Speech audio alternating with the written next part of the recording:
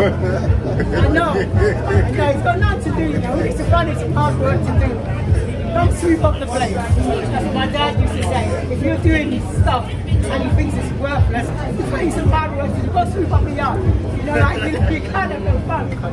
Yeah, you know. So our job, we come out week in, week out, and as often as Most High makes it possible for us to push this word. He can use it to wake up the elect of his people. Before we start, then we go blowing on our praises.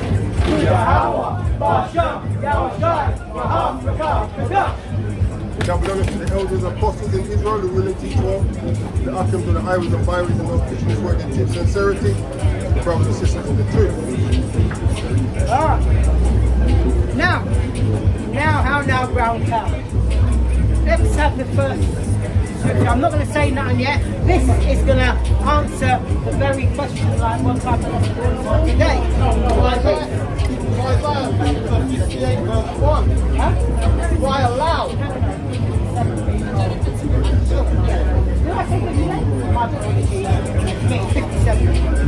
Isaiah chapter 57 verse 1. This is it. The righteous perish, There you go. and no man's day is heart. Merciful men are taken away. None considering that righteousness is taken away from the evil to come. And there's the topic today. Righteous people do perish. That's the topic for today. Because Just a little sideline, Jim. That's a good precept for Enoch and Elijah.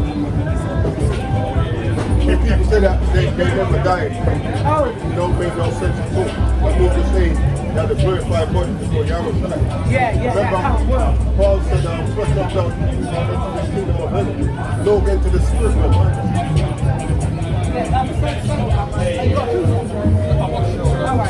Yeah, so just showing you that, like, and the reason why I want to touch on this scripture today, because some, especially in Israel, a lot of like brothers, when they see or hear something happen to a brother that's in the truth, and something happens to him or he dies or anything, the first thing they're going to say, oh, that was judgment of the Lord, he must have been wicked.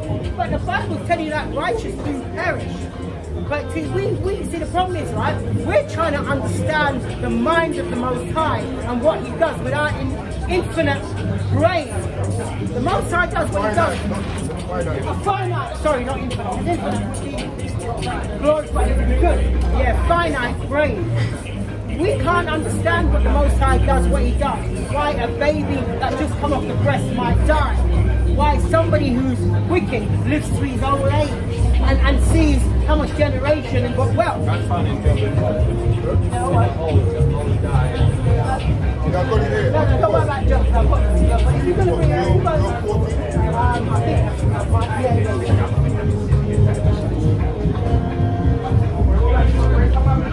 We can bring it out anyway. When I'm ready, I'll bring it out again. Can't remember, I've got a few. Right, so read that for me. Let's go, please. I'll read it then. Yeah. Isaiah chapter 57 verse 1. Righteous perishes. Showing that righteous people do perish, meaning not just die. Sometimes things happen to them, like what we saw happen to Job. A lot of things happened to Job, but he was a righteous man. Right? Righteous perishes, and no man lays it to heart. No man thinks to themselves, why, you know, what they're quick to think is he's being, hold on. What they're quick to think is that he's being judged for some kind of wickedness that he's done. That's what they're quick to think. As I say, when you look at how we've been told that the apostles died, So I'm going to bring that out. I've got the list of what I'm going to read them. So that's the cup. Yeah. They're going to read on. Shalom, Sister Adana. Shalom, Sister Adana. The righteous perishes, and no man lays it to heart. Merciful men are taken away. Now, here's that as well. I don't used to pay too much attention to this verse, this point. Merciful men are taken away. Because there are some men that show mercy to others, but it's not showed back to them. You see? That's a point we miss here too. Shalom, Jacob Ben Israel. Shalom, shalom. And merciful men are taken away. No one No one considers why this has happened. I'm considering that the righteous is taken away from the evil to come. And that's why some of them are taken away. because there's evil to come. And the Most High's moved them out away for whatever reason. That he may feel to himself, they can't bear, they might not be able to bear this. Or he don't want them to go through that because they've done what's right. So you're not going to suffer how these are going to suffer. So these are the kind of reasons that they're being moved out the way. Yeah, bring that in. From Solomon chapter 4 verse 10, he pleased Yahweh and was beloved of him, so that living among sinners he was translated. See that he was taken away. Living among sinners, judgment comes. He's taken away, so he don't face that judgment. The sinners will face. Oh, so if you want to say something. I'm going to watch it. Verse 11. Yea, speedily was he taken away. That wickedness should alter his understanding. And that's what I was saying. You know, and that's the point, because I even said that a bit earlier, that sometimes you're taken away because he don't you to like fall into this problem as well. Your mind might shift from the steadfast world, seeing what's happening. And exactly. Yea, speedily was he taken away, that wickedness should alter his understanding, or disregard his soul. Verse 14. For his soul pleased Yahweh, therefore, as he take him away. Oh yeah, therefore has he hasted to take him away from among the wicked one. No, that's the point, isn't it? Like there'll be righteous people that the Most High takes away because you don't want them to go through certain trials or tribulations. That's right. Like because when you read it, it says that he should not see death. Death, he didn't see as the judgment that was coming, the flood. That's right. Ezekiel was taken away. Oh, yeah, I'll do some of this. Glad the brother said that, because even when you read Paul says something in the hands of the Most High will not give us something more than we can bear.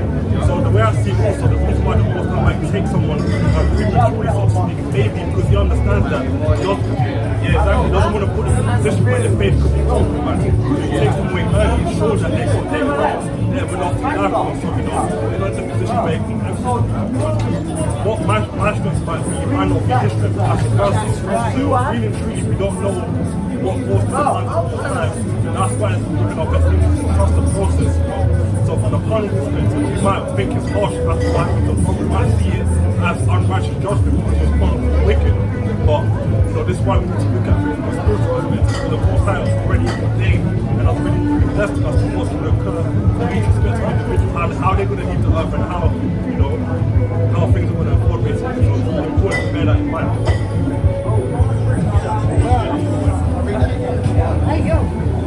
Solomon chapter 4 verse 14. For his soul pleased Yahweh, therefore hastened he to take him away among the wicked.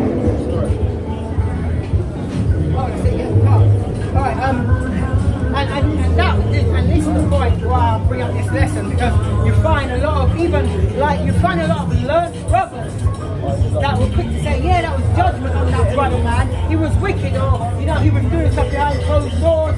They couldn't see that he was taken away might be for a different purpose, but they're quick to always say it's judgment from the Lord. Especially if it was in a bad way, that the person died. And especially if you didn't like him from the beginning. Let's not forget that point too. So we can bring out, now watch this, yeah? Yeah, John 9. John 9, 1 to 3, the context. This is the book of John, chapter 9, verses 1 to 3. Verse 1. And as Yahushua passed by, he saw a man which was blind from his birth. So now this man was blind from his birth. So a lot of people would have said, yeah man, that was judgment on him, because he's blind from his birth. And his disciples asked him, saying, Master, Rabbi, who did sin? Now they asked him who did sin. So now we know sometimes it can be a judgment. This is why they're asking this, because they understand the scripture. This man or his parents? You want to know, maybe his parents judgment went on him. that he was born blind. Now let's see what Yahushua said. Verse 3. Yahushua answered, neither have this man sinned, nor his parents, but that the works of God, our power, should be made manifest in him. And that's why he was born blind. Or through him. Yeah, to show now that the power that Yahweh is in Yahushua. Yahweh is known by his judgment. He's also known by his manifestations of miracles as well. Now remember, if I remember correctly, he was healed on the Sabbath. Yeah, Shalom done Israel. Ah, good, thanks. Yeah. Shalom. Now, Yahushua healed the blind man on the Sabbath. Now, as you know, the Pharisees and all that had a problem with that. You know what's funny? A lot of Christians, when it comes to not keeping the Sabbath, they'll bring up, oh well, Yahushua broke the Sabbath. I heard a Christian say that. Yeah. But then how are you going to say he was sinless, but then still say he broke the Sabbath? You know what I'm saying? It's true, that's a double standard. And what they forget to realise, just as a side note to bring that, when it says not only did he break the Sabbath, that was an accusation, not the fact that he actually did. That's where people misread that bit in the Bible. Because they say, look, it says it, but that was an accusation that they accused him of doing. Not supposed to say he actually did break the Sabbath. Can I bring up a second? Right, so this is the book of John chapter 9. Yeah. It's okay. All right. Verse 14.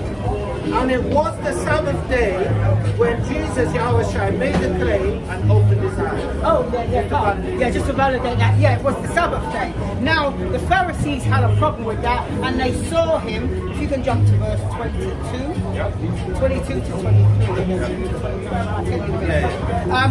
They had a problem, so then now they started to question him. So he was sent to the temple to give an offering. And now they tried to question him about who opened his eyes. So this is the book of John chapter 9 verses 22 and 23. 22. These words spake his parents. Because they went out and inquired the parents. Was he born blind or so? Yeah, so because they didn't believe that, because it's never been heard of in anywhere that a man opened another man's eyes and made him see. So they had an issue with this, and especially as they wanted to be the top notch. No one has to look unto someone else. They have to be the ones looked to. I just want to add, the conversation we had earlier when I said Christ was the authority on the earth, so nobody really should have been questioning it.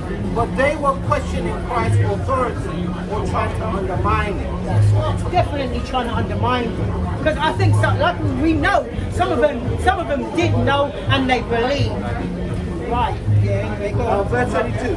These words spake his parents. So this is what the parents said to those Jews that were questioning him, questioning them. Because they feared the Jews, for the Jews had agreed already that if any man did confess that he was Christ, he should be put out of the synagogue. Now you see that? So there was already a threat going around. So nobody wanted to openly declare Yahushua, because they already made a decree that, listen, anybody says this is this man, he's up out of here. That's why Nicodemus came at night. Yeah. You see how but look how it ties in. Because they don't want to be seen believing, because Nicodemus believed what he said. There was a good few Pharisees that believed as well. Yeah, but they won't declare it openly for fear of these laws.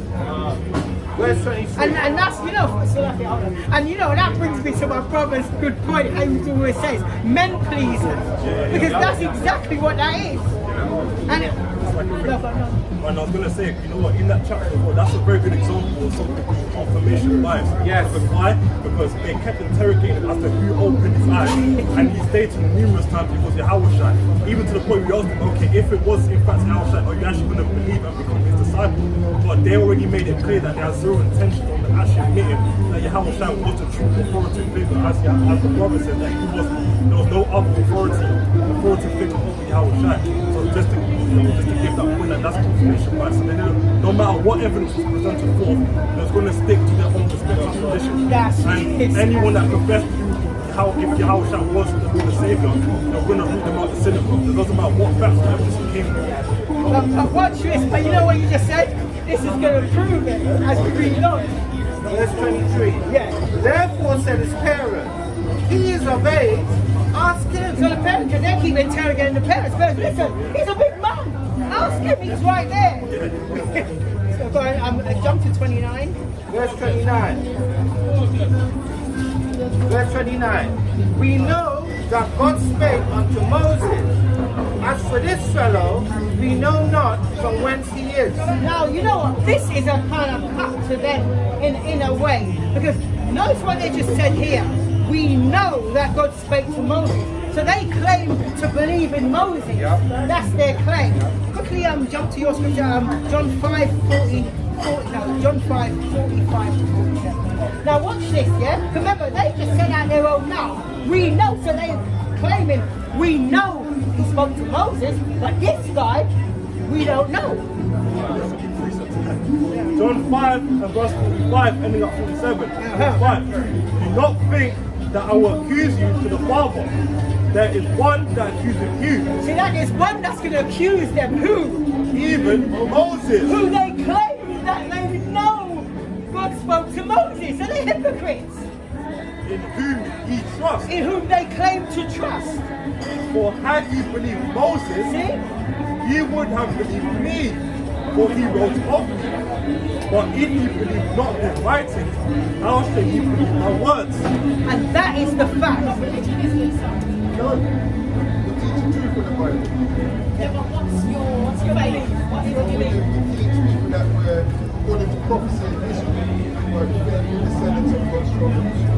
Yeah, but what's the name of your movement?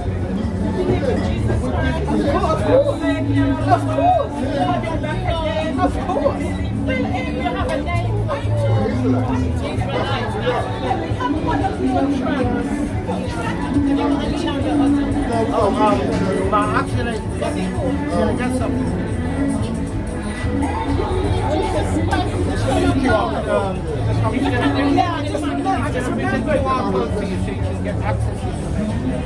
That's what I just remembered as I was going to talk about what how was messages. We've got 2 channels.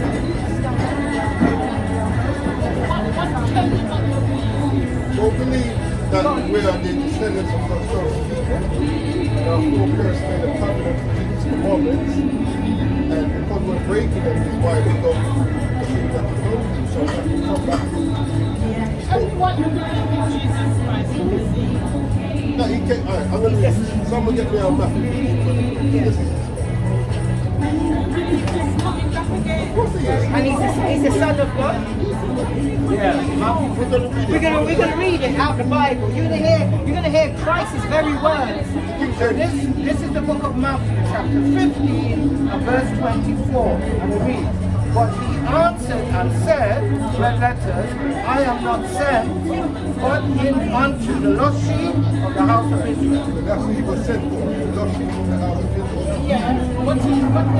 Yeah, Gentiles, you know that.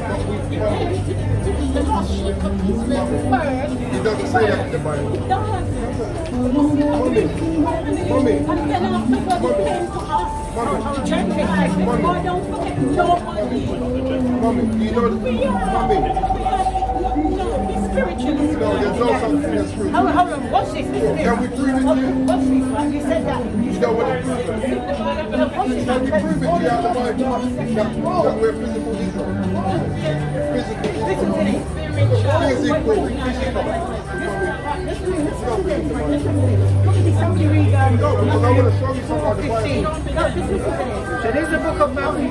But you know there's 12 tribes, right?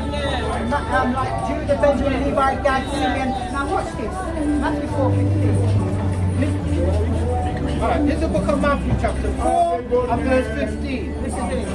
The land of verse 14, that it might be fulfilled. Read 13. I want the ladies to hear.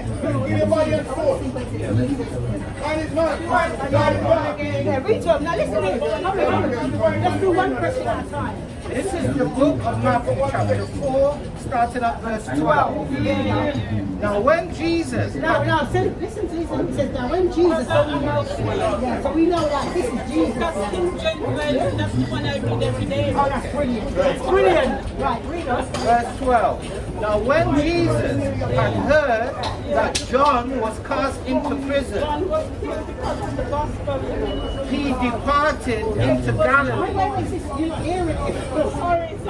Read it again first, please. Verse 12. Now, when Jesus had heard that John was cast into He prison, was put in prison, he wasn't killed. He was only put in prison. Right, so he was put in prison.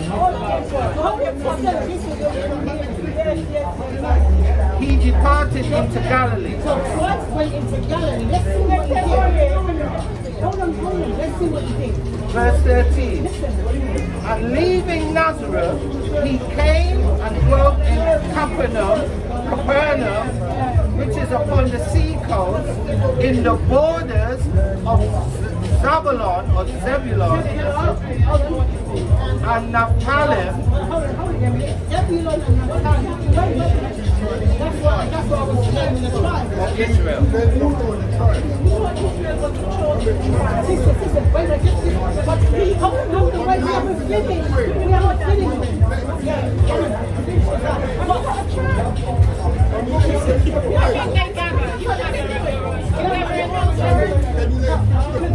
You're going everywhere. You want to stay with this. Yeah, but you speak about Gentiles, his brother should. I'm trying to show you. That's what we're trying to show you. We're showing you that these are two tribes of Israel. Zebulun and Naphtali. That's two sons of Jacob. We don't have two sons of Jacob. Let's see what they were called. What do you want? Verse 13. Oh, John 14. Go to 15. Where you was reading from? I was in 13. Did you finish that? Oh, well, we continue from where you were. Oh, all right, verse 14. That it might be fulfilled, which was spoken by Isaiah the prophet, saying, verse 15, the land of Zebulun and the land of Naphtali, by the way of the sea, beyond Jordan, Galilee of the What Gentiles. did they call them two tribes? Galilee of... That's Galilee, but they're Israelites. That's the point the brother's trying to show you. That's what But we just read that those two were Israelites. They were Gentiles. Yeah, but they were Israelites. was the Israelites ever called Gentiles? They only came But they rejected him anyway. Oh, where did you find that from? Where did you find that they rejected? I've read the Bible 3 times, and I've never what, all of them? Yeah, as the Son of God. Let me read you something. Do you believe what the Bible says for me? Someone get me John 8:31.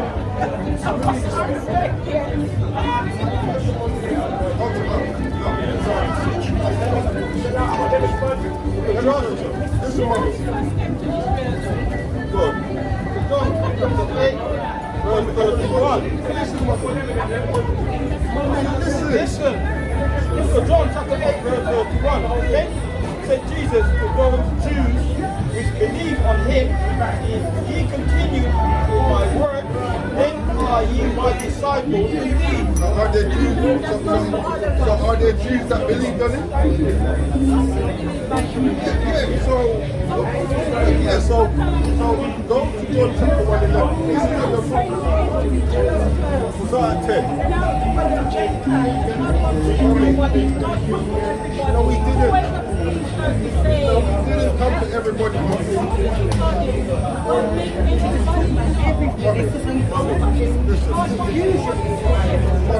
That's Christian doctrine. That's not mine. God don't want everybody saying, God bless you. Okay, have a good day. Have a good day.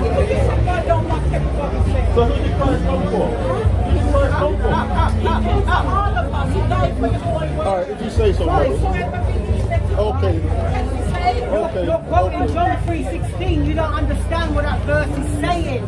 Yeah, shalom, Sister Rebecca Fur and Brother Yaipot. Shalom. Shalom. Let's continue. She just wants to. Up. she's not gonna, that's why I said, Just make sure that you're safe when you come. Okay? We all have to make sure that you're okay, God bless.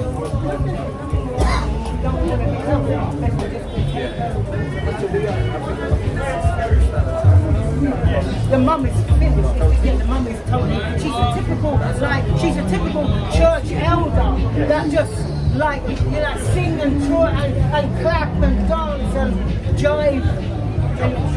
Yeah. All right. Anyway, let's go.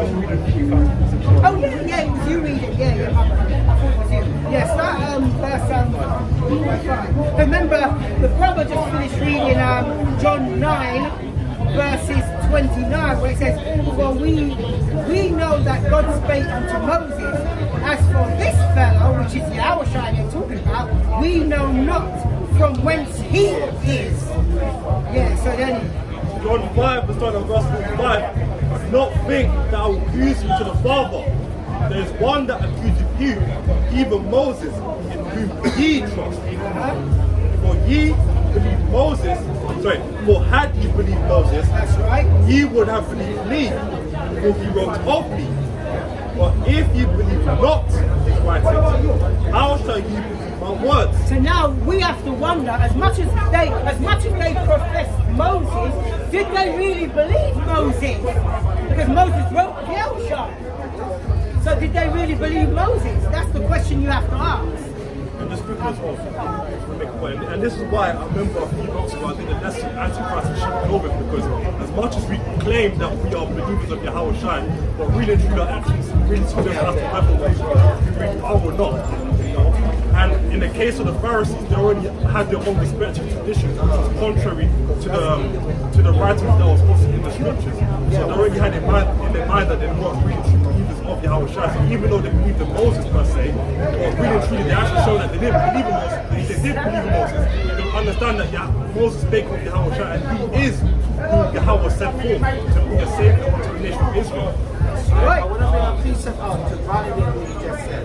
So this is the book of Matthew, chapter 23, verses 1 to 2, I believe. 1 to 3, yeah, 1 to 3. Then spake Jesus to the multitude and to his disciples, saying, the scribes and the Pharisees sit in Moses' seat. All therefore whatsoever they bid you, observe, that observe and do. But do not after their works, for they say and do not. So the point being that they were the taskmasters, meaning that they were pressing people to keep the law, or pressing people to keep the commandments of men, but they themselves weren't doing it. So they're actually hypocrites. That's the whole point. That's what Uncle trying to say as well. Right, so if we can jump back to John chapter 9 and verse 30 to 34 now. Right. So this is John 9, starting at verse 30.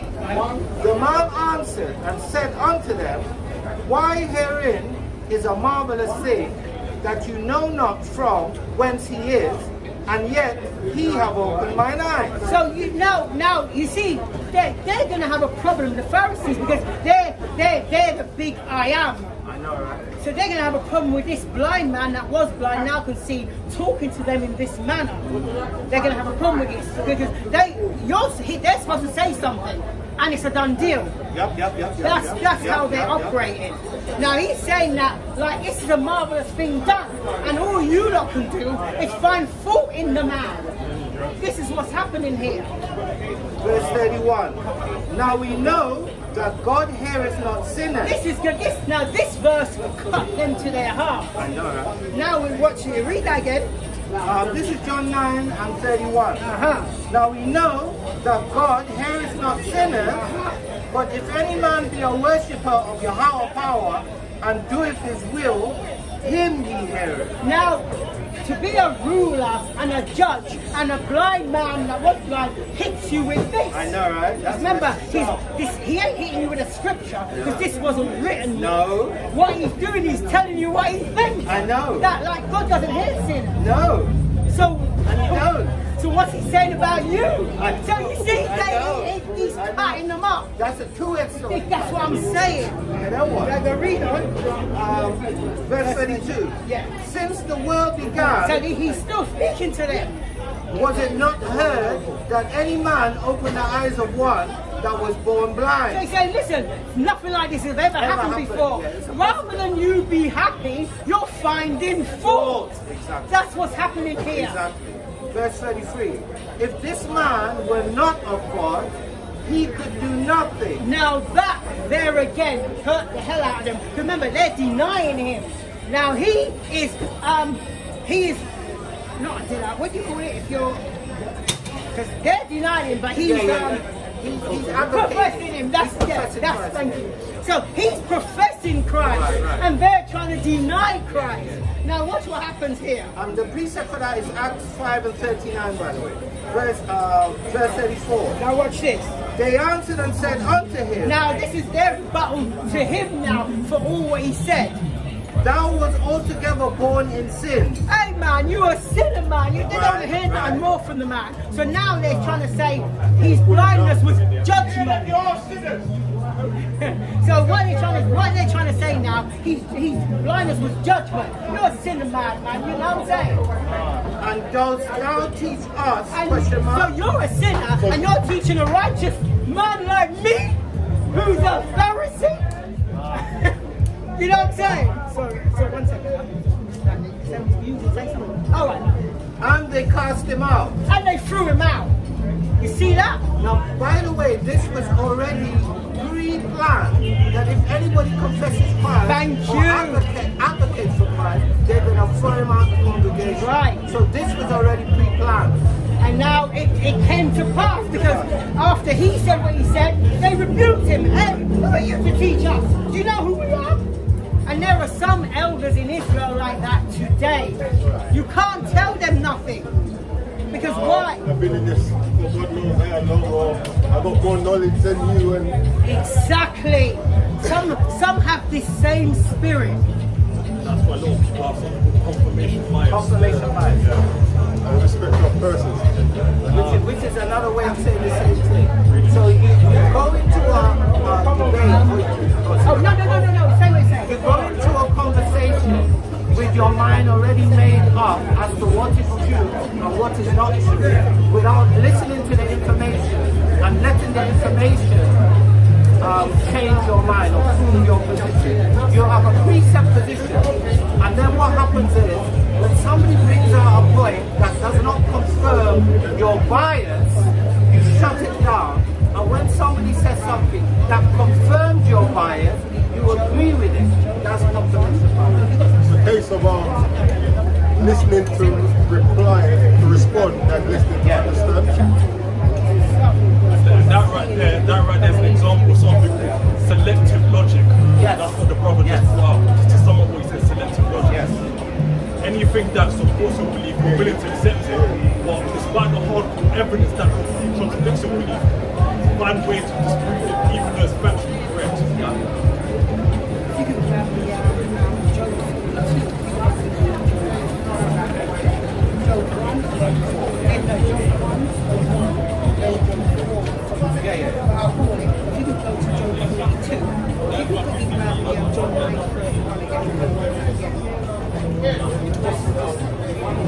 Right.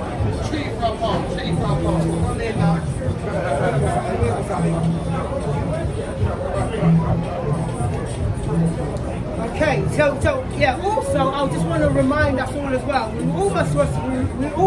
We always as well must remember that death isn't always a judgment from the Most High. Death is also can be seen as mercy as well. So it can go either way. It can be judgment or it can be mercy. The Most High showing His favor to you. Can I just add, from personal experience, I've witnessed two of my most loved family members literally die in front of me, my grandmother and my brother. And in both of the instances, it was a mercy because the pain they were going through, literally, as much as I didn't want them to go, it was a mercy for them. So I relate to that point that you made. And it is, because like I've always said, me personally, a sideline, if I tend to a vegetable state, I'd rather be put out than just be kept alive by a machine. I'm telling you. It's not far off the show. So, you know, they make you comfortable. Yeah, that's what it is. Yeah. There's a name for it. You've got a name for that particular treatment. There's a name for it, but it's not a treatment. It's seen as a palliative care. So the care now is to relieve your pain, to induce you with a morphine shot, to where you're out of your mind, to where you're not.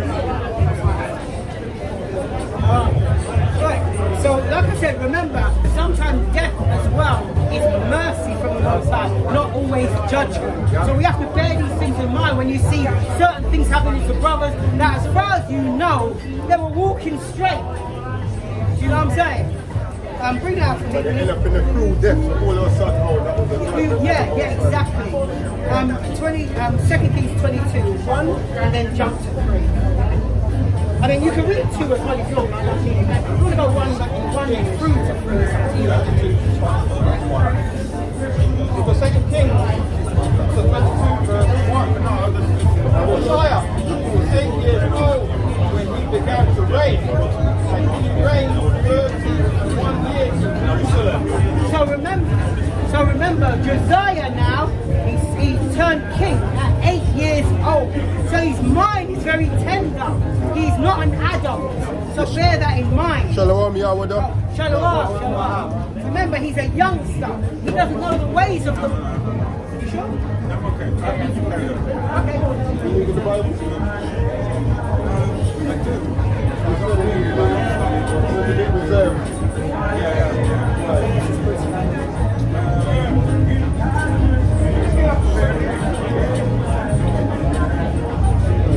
Well, you know we've never been to it properly.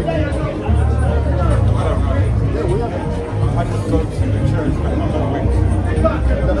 That's why, and you know what, and I can understand when you say not really, and that's why, because the way how Christianity teaches the Bible, it makes the Bible contradict itself, and it makes you have questions that just unanswered. That's what it does. It makes you read one verse and then read another. You've got to think, oh, hang on, this don't make sense, because here it says this and there it says that. The Bible doesn't work like that. The Bible actually does harmonize if it's regulated. Well, we don't follow religion. See, I'm gonna explain. When God gave, let's say Moses, we were given laws, statutes, and commandments to adhere to.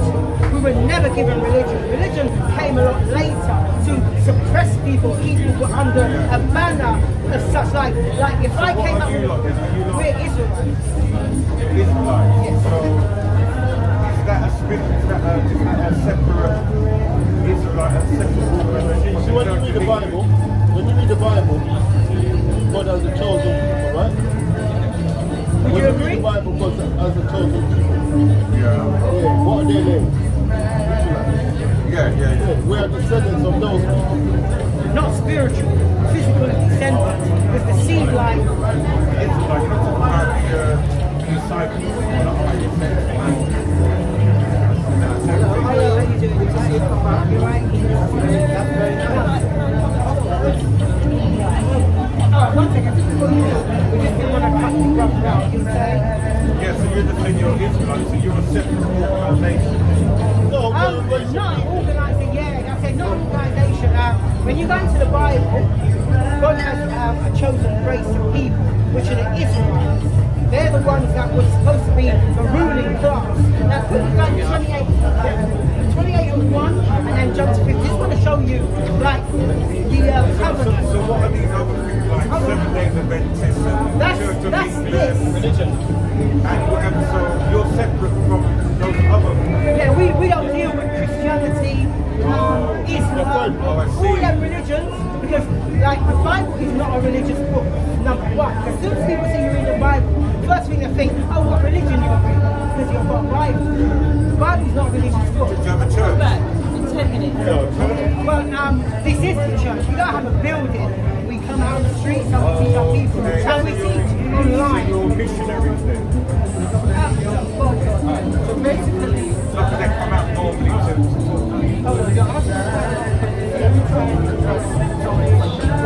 a church has called out a called out assembly. All the brothers that called out to come out and get selfies. That's the one church that called out assembly. Then the by the love of God, we were chosen, or a group of people were chosen. I have that faith. And then my brother has faith to demonstrate how you can pull those people apart. I have that faith.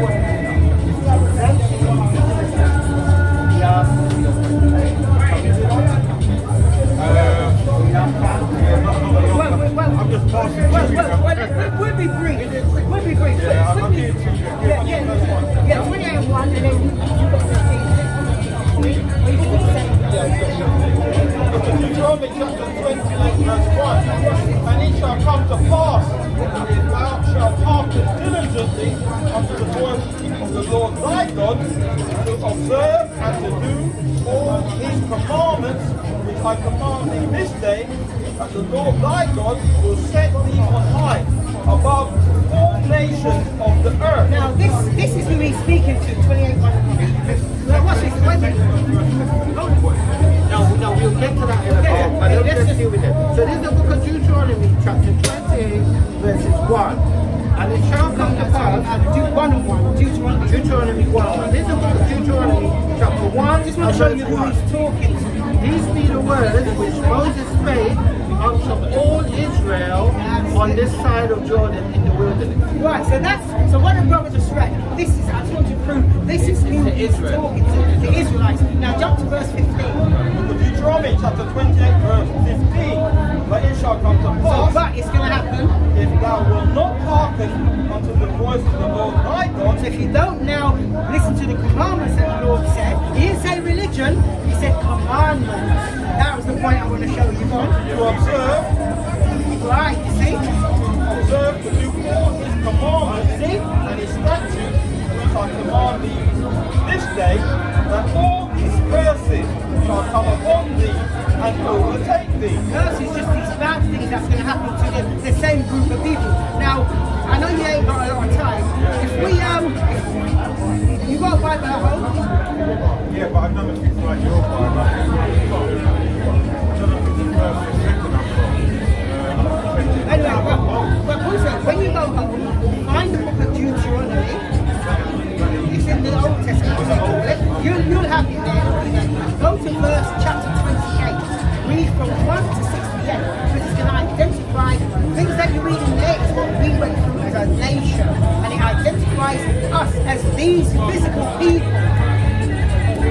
Yeah, so basically, every group of people walking on the earth have a heritage and have a nationality or a nation, right? We are the only ones that lost people.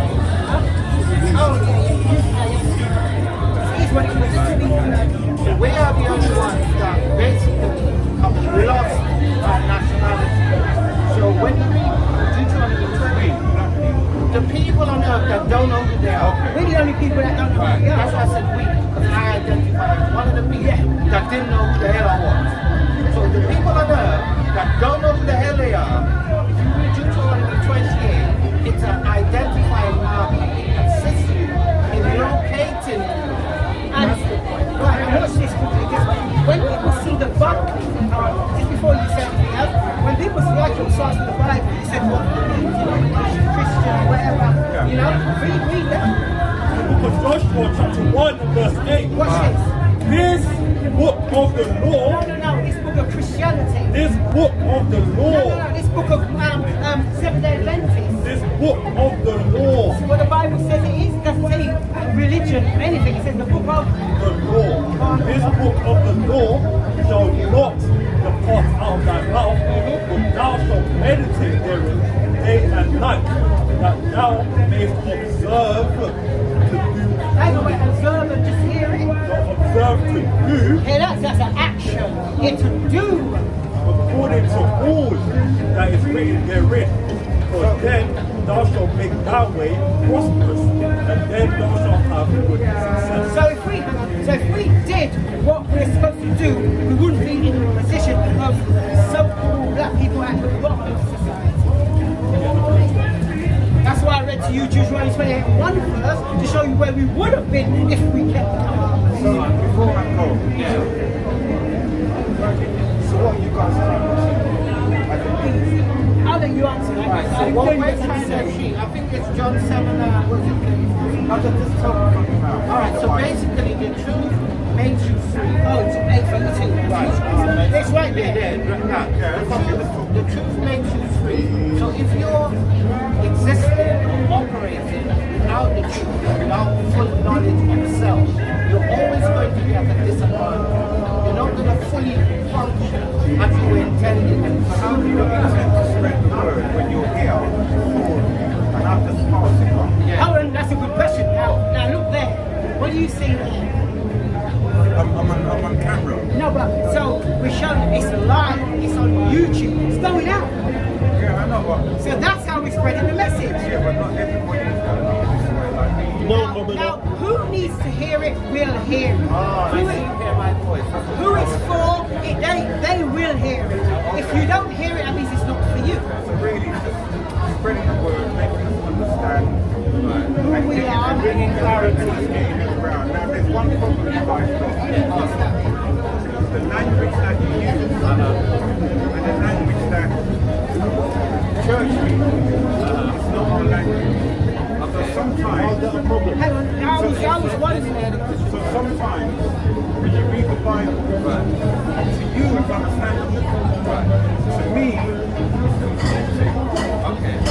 Nehemiah, that's an answer so to that question. that's what I said to you. To get the Bible, just look No, at the watch this. But for me, if I listen to the Bible, sometimes it takes my mind off. Listen, I understand. No, but wait a minute. I understand what you're saying. Listen to this. I fully understand what you're saying, but watch this. Nehemiah chapter 8, verse 8. Watch this. So they read in the book, in the law of God distinctly, So they read in this book distinctly, and what do they do? and gave the sense, And did what? and gave the sense, and caused them to understand the reading. So that's what we're doing. This is why you wouldn't be confused, because we'll read it and we'll break it down so you do understand. Because only a man that knows this should be teaching it. That's the difference. It's not a problem for us. Maybe a problem for you, but it's not a problem for us. We're doing fine. Everybody learns. Everybody takes things differently. How you're talking to me, I'm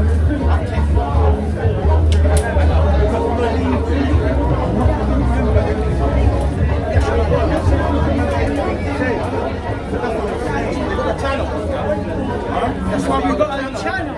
all of us learn from listening to our And elders studying. from YouTube to we reach this stage until we now are original teaching. The bottom line is, you guys ain't doing nothing bad. I appreciate it. So, respect guys. I respect you. And look, all I can say is keep up the good work. I've been in church for a long time. I've been in a lot of different people recently. And I yeah, I've been going through for a couple of years, so this is what as I may have told you, so this is what I do.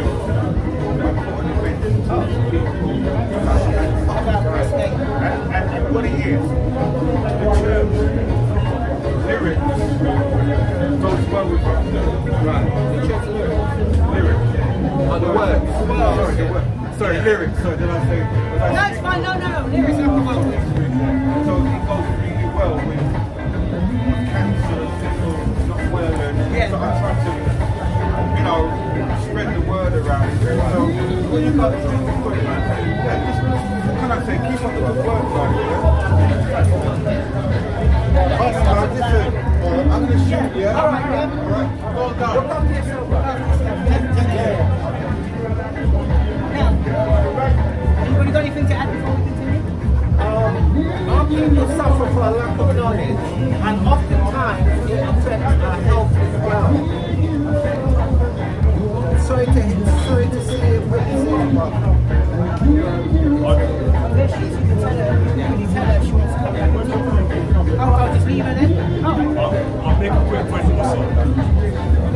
The problem also stated that when you read the scriptures, it's what causes confusion. That's what we state. But really, where the confusion comes in is indoctrination, because it states that you go to church and they will just indoctrinate you with Christianity, which is contrary to what the Bible teaches.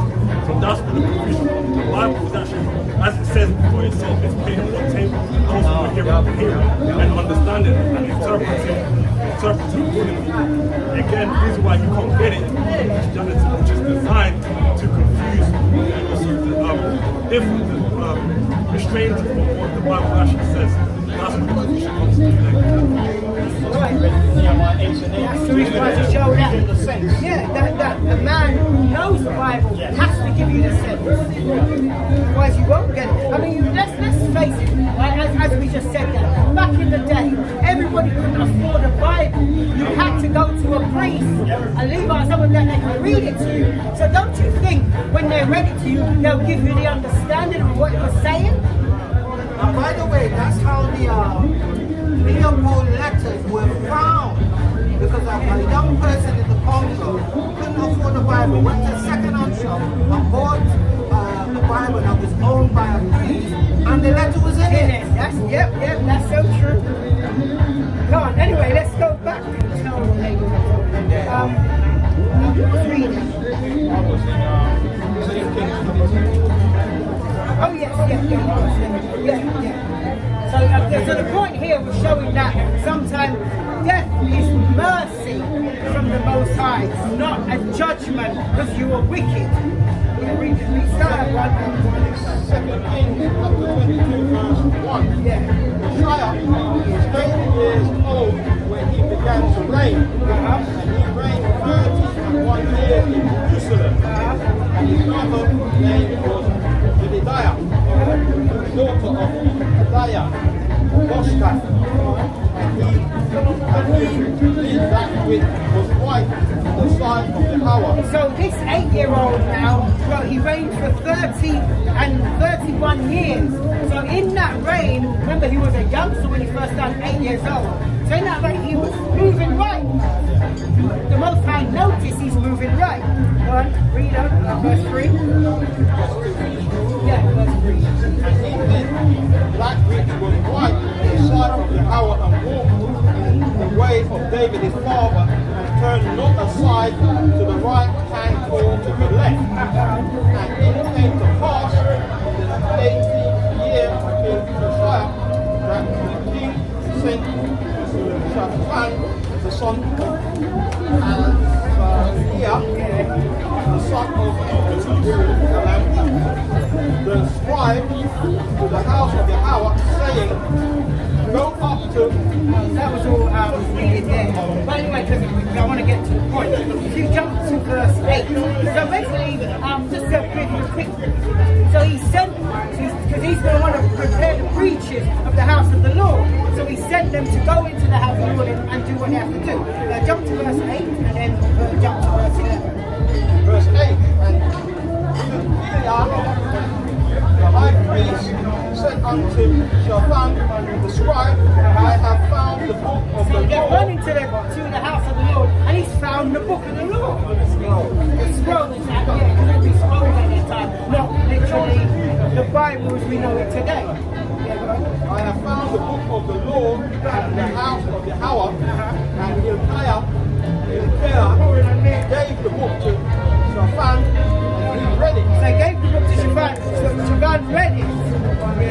Jump to verse 11. Verse 11.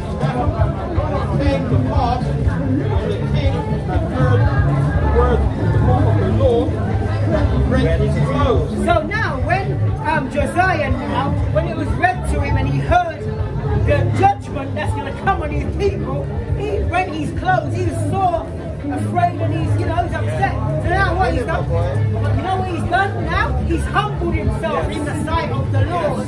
That's what he's done. If you jump to verse, let's see. verse 13. Come on, let's go. We hold you there. Remember where we're at.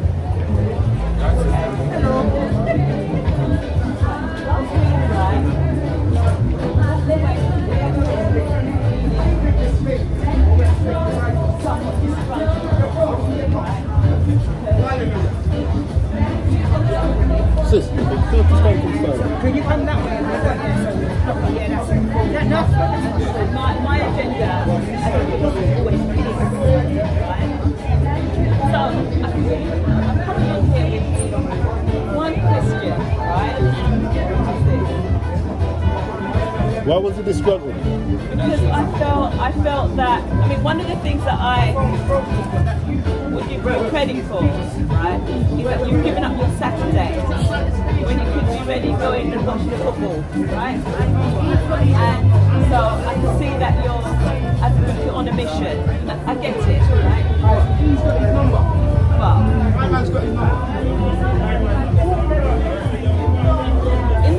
when the Bible talks about Jesus, right, I've noticed that when organisations talk about the life of Jesus, they seem to focus on his mission, whatever he preached, right, or the crucifixion, right, but he was also a baby, right, and I want to know that why is it that when, as soon as he was born, 3 wise men came from the east, right?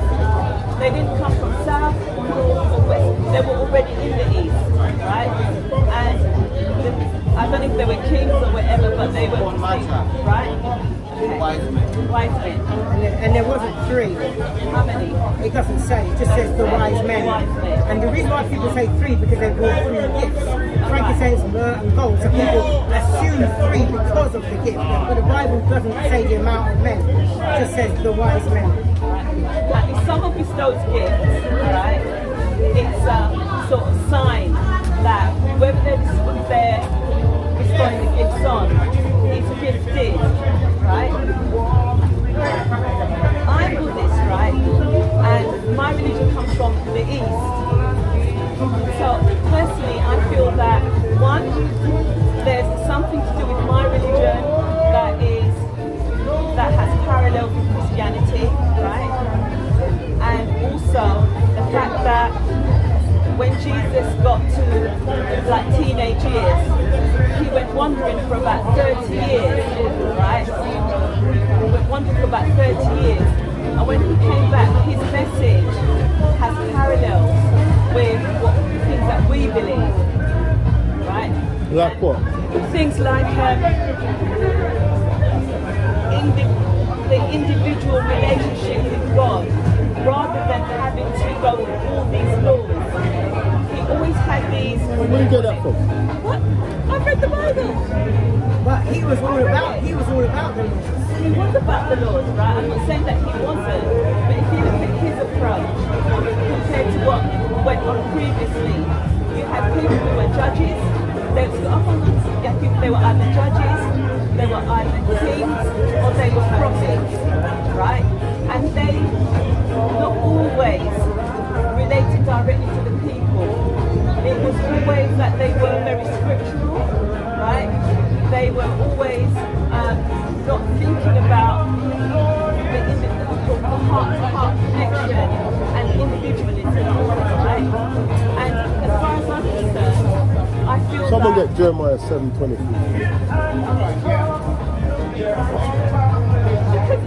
Sis, let me read this because I still don't understand why you left this disgruntled.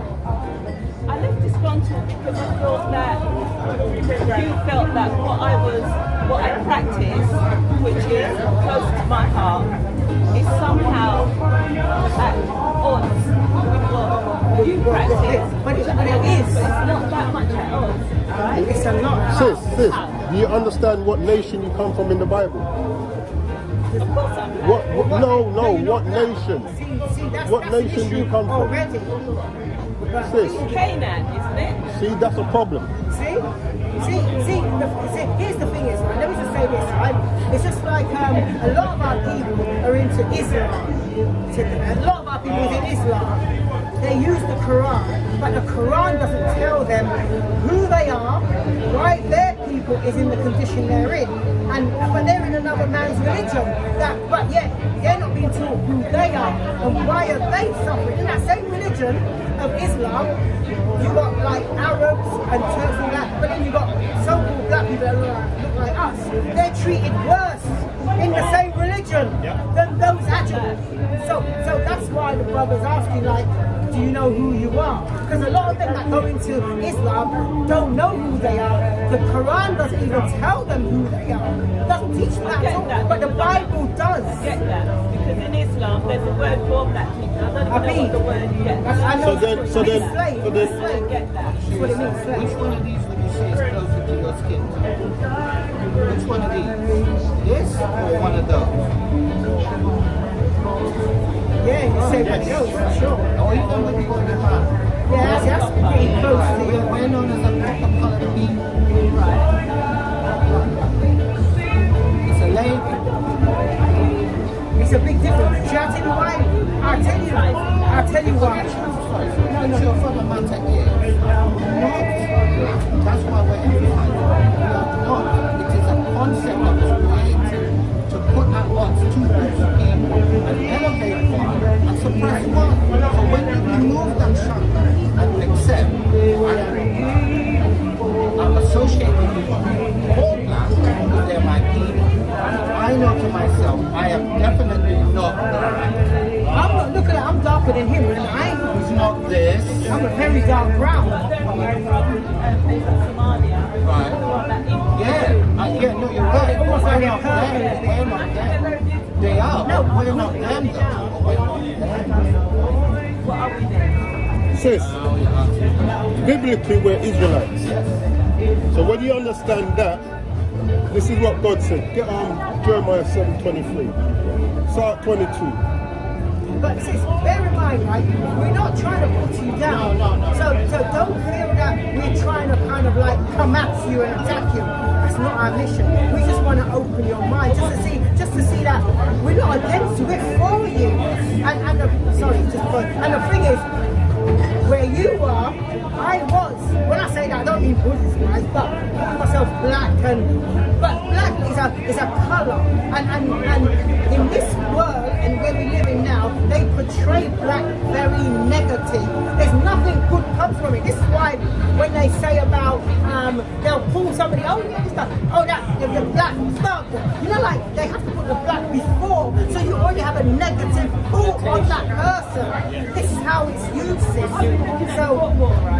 And I want to know which African country we'll pick. Because if you look at all the teams, I'd like that too.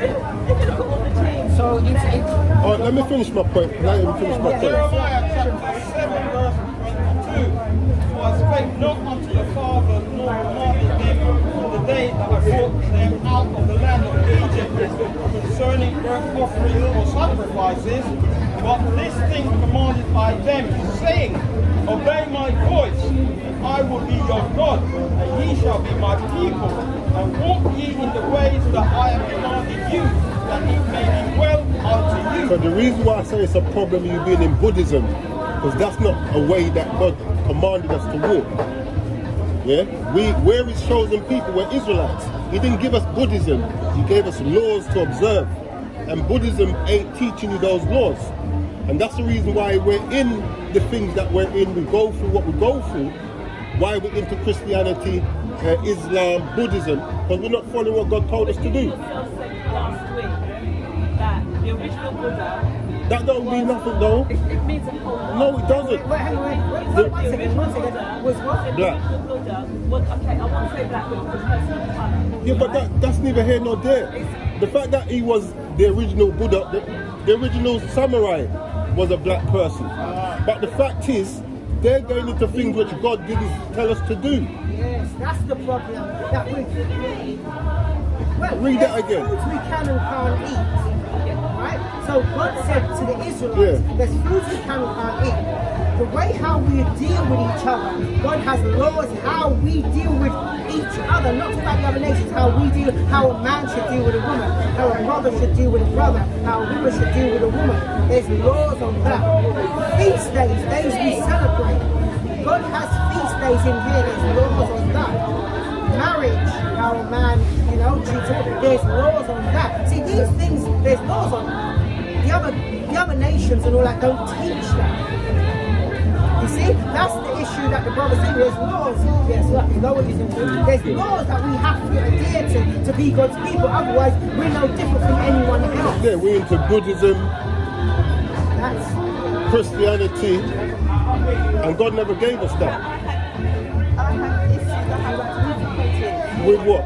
with thinking that I always find in the Bible, one, a lot of it is based on human sacrifice, right? No. no, No. it's not. That's incorrect. And Animal there's sacrifice. always, well, what was Jesus? No, that's a different kind of fish now. You said the most of the Bible is based on human sacrifice. And then you bring out one point. And then you bring out Christ. Yeah. That's human sacrifice. That's supposed to be the ultimate sacrifice. Yes. Why though? Because he was born for a purpose. Listen. Moses, right? Say you were the Most High God. Could you do what you please, or does someone have to tell you how to run the show? You can, because if you're God, you do how you said. People have to fall in line with you, not you fall in line with them. And you're the power. I've created you, but yeah, I have to do what you say. How does that even make sense? The other question is, right? Before birth, what were we? That's neither here nor there, sister. No, but really, this is significant, right? How? It's always a group of people chosen, and a group of people chosen, and a group of people outcast, right? If that is the case, right? I sincerely believe in the different terms for it, but karma, and I believe in reincarnation, and I believe our actions in one life takes us to another one, right? Also, there's this concept of reincarnation. How can any great God want to and torture them for eternity? What are you actually trying to achieve?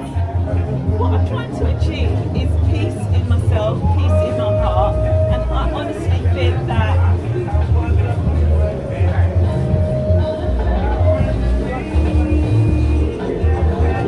Well, you see what it is? I think and it's always a system of them and us. And once you've got a system of them and us, there's always been a system like that, sis. Alright, so you asked so many questions. Now I'm going to ask you a question. You said something about marriage and love, and you have issues with that. If you find it hard to believe that, do you understand the concept of yin and yang? yeah. You understand that? How can you understand that? And yet you don't understand like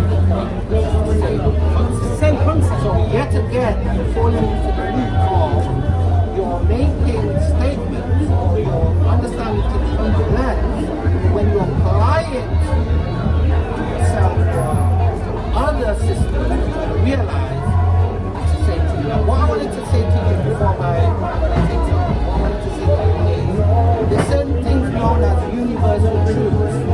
So when you read the 42 negative confessions of the Lord of Mahat, when you read the Hammurabi Code, which predates that, when you read the scriptures, when you go into Eastern mysticism, mystical system, you're going to see certain similarities. Why?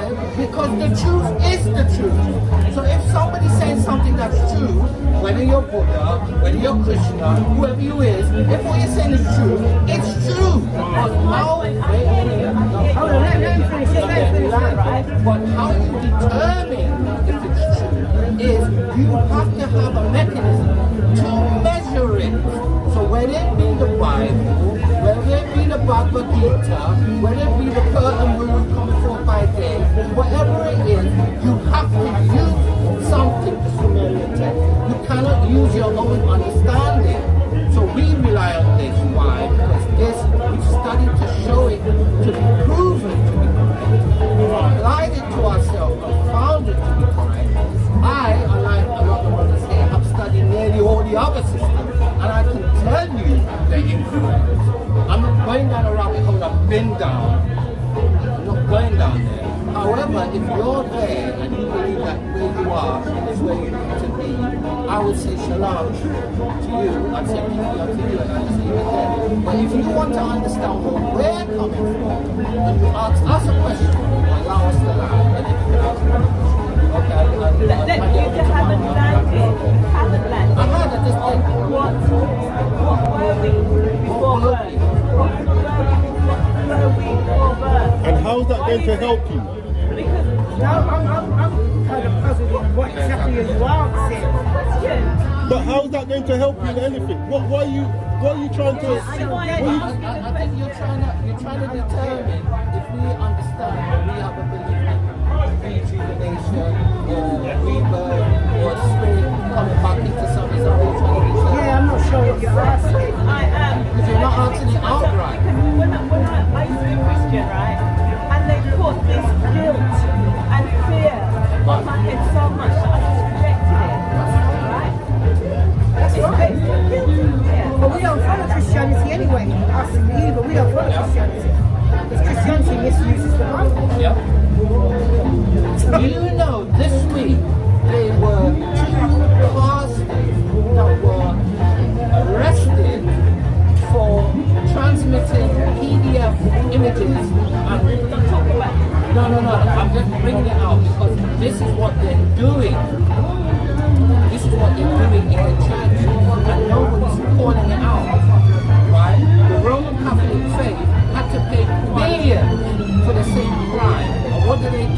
They take the priests and take him to Trinidad, remove him from Trinidad, take him to Chile, remove him from there, take him to Rome. That's what they're doing. That's what they're doing. So how do we remove all these stumbling blocks? We adhere to the truth and we answer questions biblically related.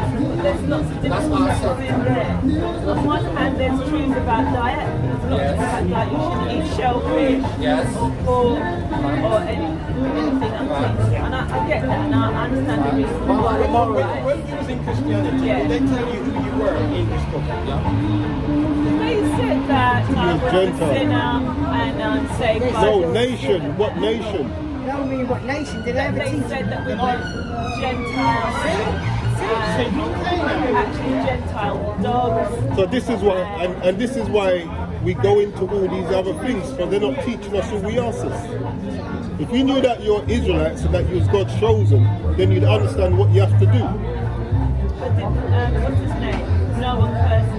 No, but listen to this. No, he didn't. No, wait. No, You're going to read about the chosen people, which is us. Deuteronomy chapter 7, verse 6. For thou art an holy people unto the Lord thy God. The Lord thy God hath chosen thee to be a special people unto himself, above all people that are upon the face of the earth. So that is who we are, the children of Israel, the Israelites, people that went into slavery on slave ships. Where are we? Haven't said why it is that we as people of colour, of this particular colour, have been chosen. You haven't said where that comes from. Why they've been chosen? No, you haven't said where in the Bible where it says we've been chosen. You haven't. He just read it to you. Deuteronomy 7:6. He quoted it and read it. So how can he say Say it again. Deuteronomy chapter 7, verse 6. For thou art an holy people unto the Lord thy God. The Lord thy God hath chosen thee to be a special people unto himself, above the people that are upon the face of the earth. But he doesn't say specifically who are these people. The Bible prophecy Wait. I see how that Deuteronomy 1:1. Wait.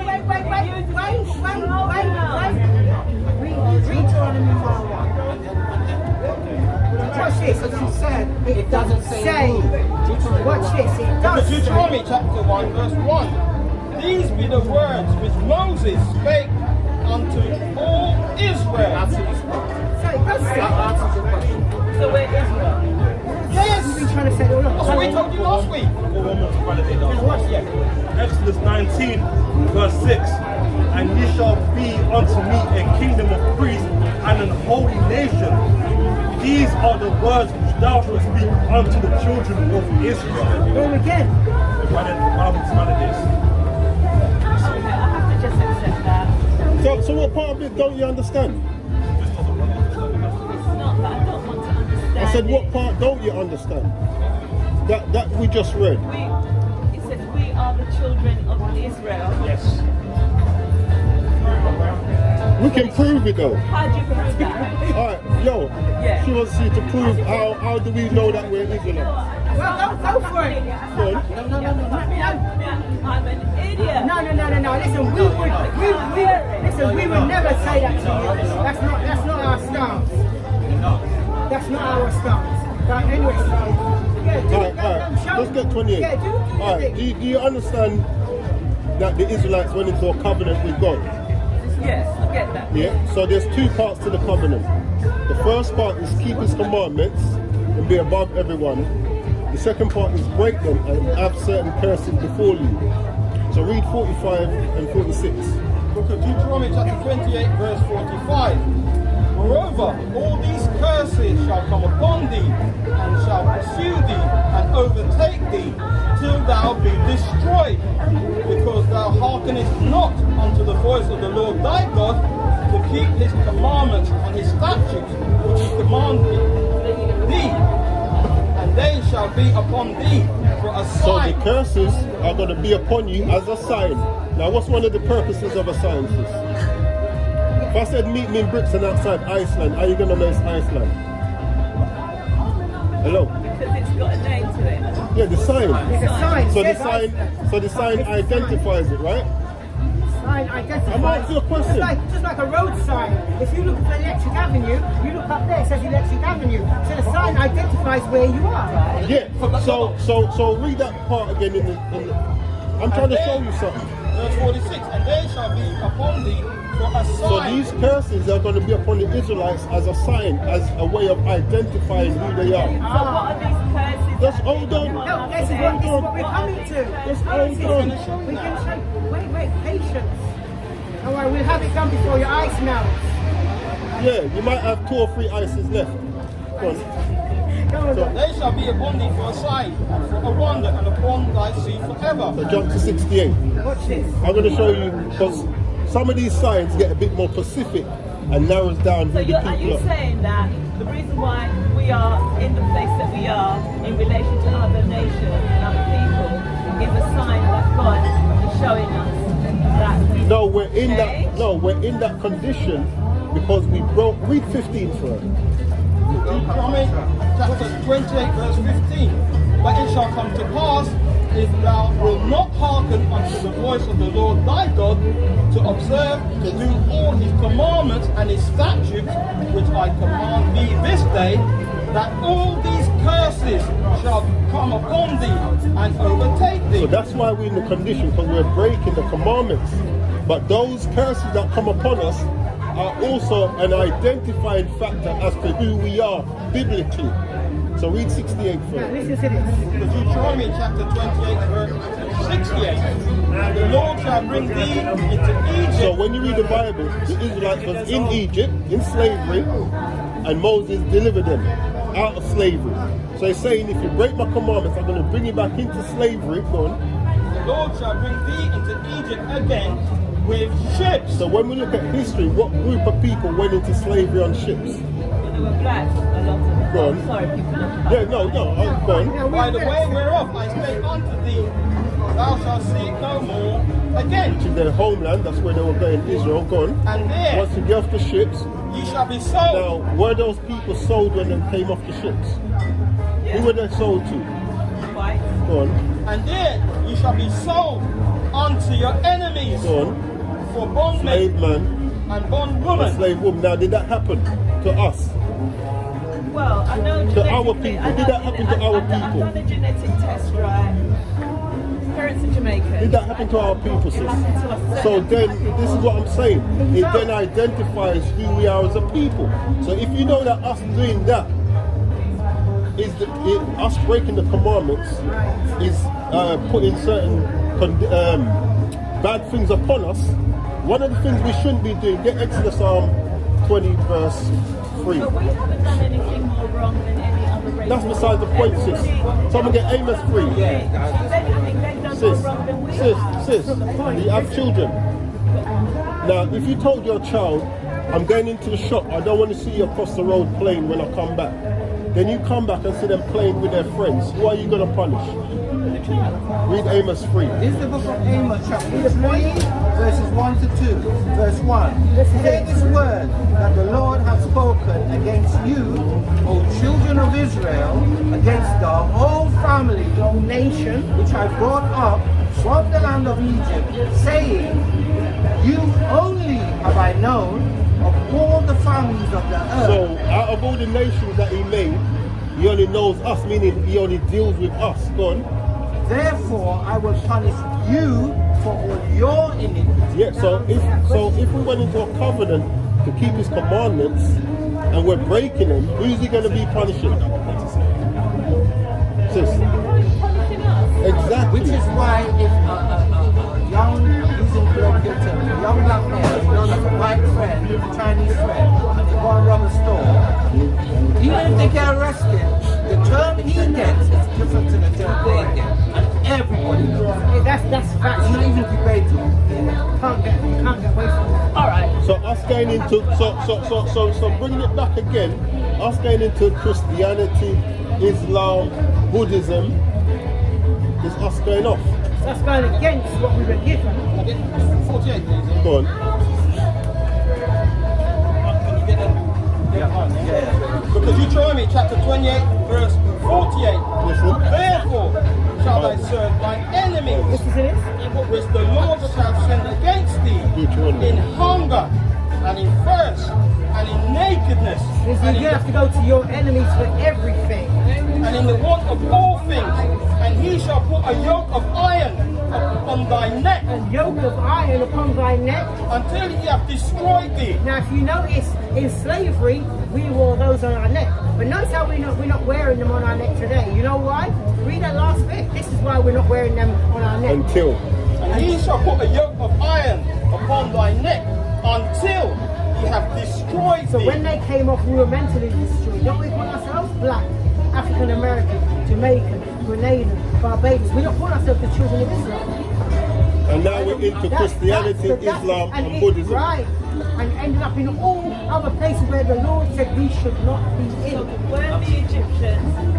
I just want to mention this book. I know that. Show it. It was written by a slave from West Africa that came to this country, learned how to read, and he wrote the book. So this is first-hand information. Right. So he was from the 600s. And he's an Israelite. He is an Israelite. He's an Israelite. Which he identified when he read the Bible, and he said, he said all of the things, all of the festivals and customs, they kept in their country. That's what he said. When he learned how to read. Okay. So now that makes sense now? Making more sense. Well, that's good because, like, this is why I'm trying to say that we just want to show you that we don't know who we are. Like when you was in church, they were saying that you were a Gentile. So they'd say to the Jew first and the Gentile. They made you believe them Jews in Israel today, to them first, and then to you. When they've got nothing to do with the covenant who's in Israel today. We are the Jews. They are converts. They converted to Judaism in the 7th century. No, I'm glad you mentioned that point because Africa mentioned earlier that in church they taught me that you were a Gentile. Yeah, they told me that I'm a Gentile saved by grace, and that I'm the spiritual child of Israel. You're not. And that it's a spiritual thing. And guess what the implication was as a result of that? Now you start subscribing to Gentile customs that are not designed for your purpose. And really and truly what they are, they're stumbling blocks to restrain us from our power. And that's the reason why we can't come together as a nation. You're subscribing to anything but your own heritage.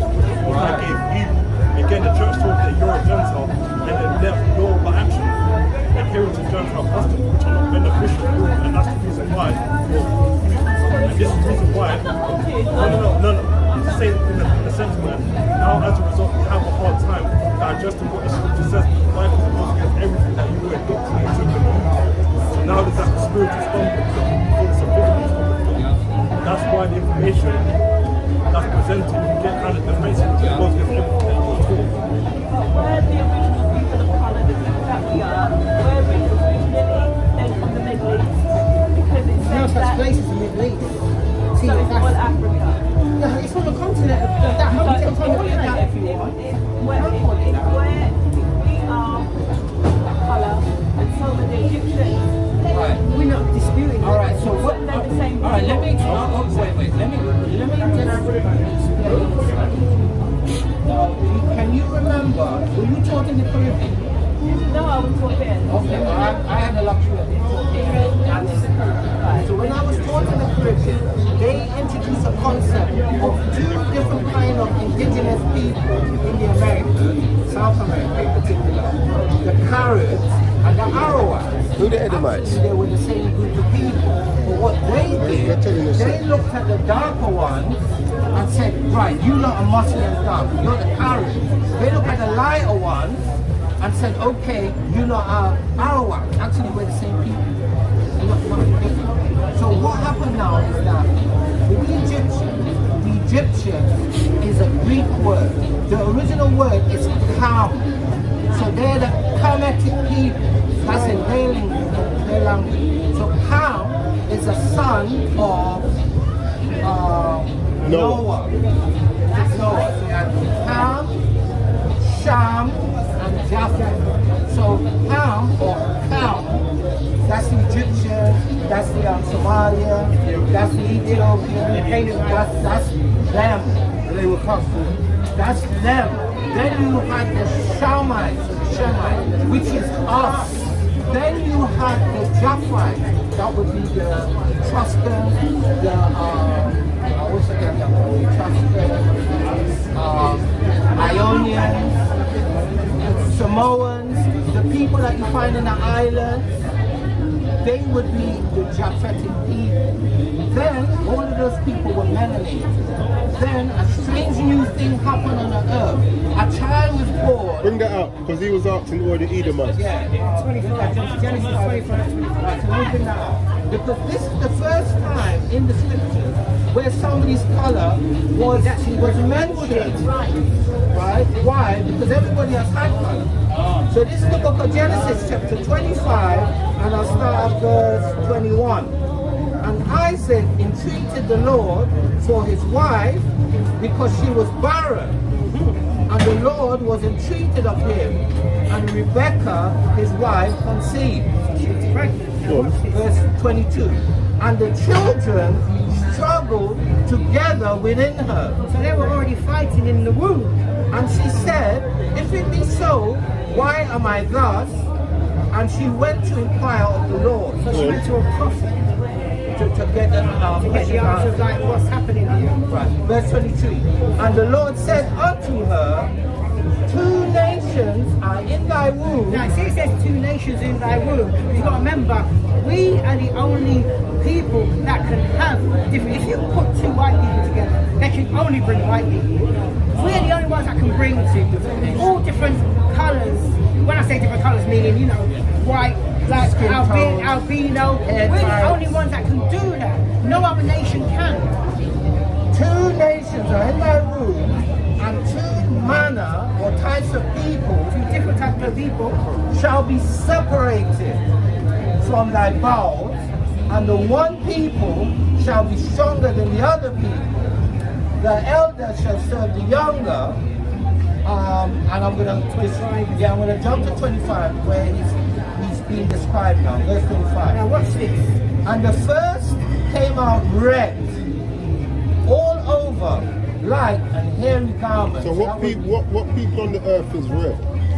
Blood red. Like, you see the blood from their Especially when skin. they're born. Look, yeah. No, yeah, you Look see up. the blood through their skin. Yeah. But it said, Story, because I heard that Abraham got his servant pregnant. that's got nothing to do with Abraham. We're talking about. Alright, so I'll answer that when we finish this. But right now we're getting into the color of the first person in Bible to be described based on his color. And who was the dad? Isaac. So it's Abraham's son, right? Yeah. Yeah, Isaac. Abraham's grandson. Right. No, No. Isaac, no. Isaac is Abraham's son. Yes, Isaac, yes. Right. Right. Because honestly, I thought wait, you think I'm not observing it, but I am, right? Okay. My understanding is that Abraham's wife, Sarah, I think her name was, Yes. couldn't conceive, right? You're right. And he was told that he was, by the Lord, that she was gonna conceive, and that her offspring was gonna be a ruling nation. Become a nation. Chosen people. And I was then understood that he didn't have believed that would happen, and he had a servant woman Hagar. who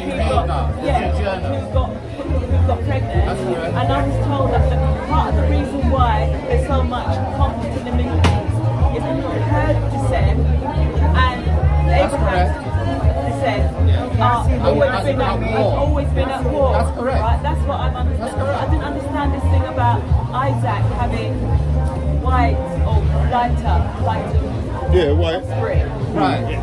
So this is what we're getting into now. Yeah, so read that verse again. Yeah, so this is the book of Genesis 25, verse 25. And the first came out red, all over like a hairy So garment. that's another identification. Red and then normally hairy.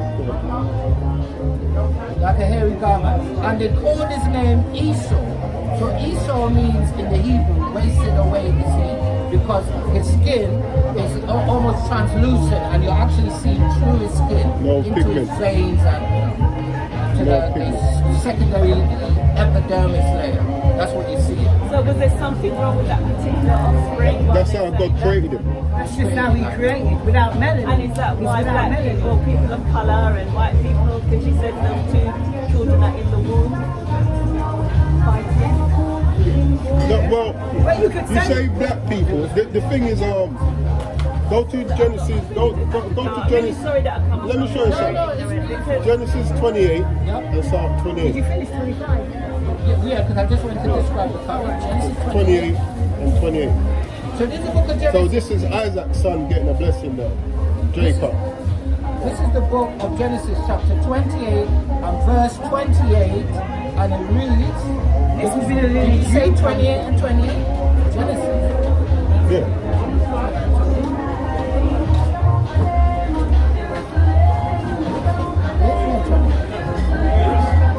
Genesis 28, verse 21.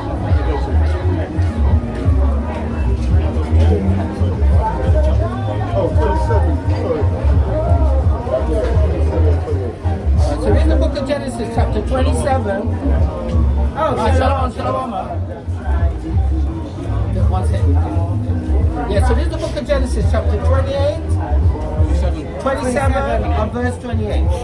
Therefore God, Oh, Psalm 27, 27, and he came near and kissed him, which is Isaac. and he smelled the smell of his raiment, and smelled him, and said, see, the smell of my son is as the smell of a field So what it is, Jacob came in to get the blessing. which the Lord hath blessed. Verse 28. Therefore, God, give thee of the dew of heaven, and the fatness of the earth, and plenty of corn and wine. So that's his blessing. Jump down to 39. Verse 39. Yeah. And Isaac, his father, answered and said unto Oh, him, start 38. 38. And Esau said unto his So father, Jacob got the blessing, which Esau thought he was entitled to, but he sold the birthright. But he had sold the birthright. So when he's coming back for the blessing now, he's been told that Jacob has been blessed. So this is what Esau is saying. and Esau said unto his father, hast thou but one blessing, my father? Question mark.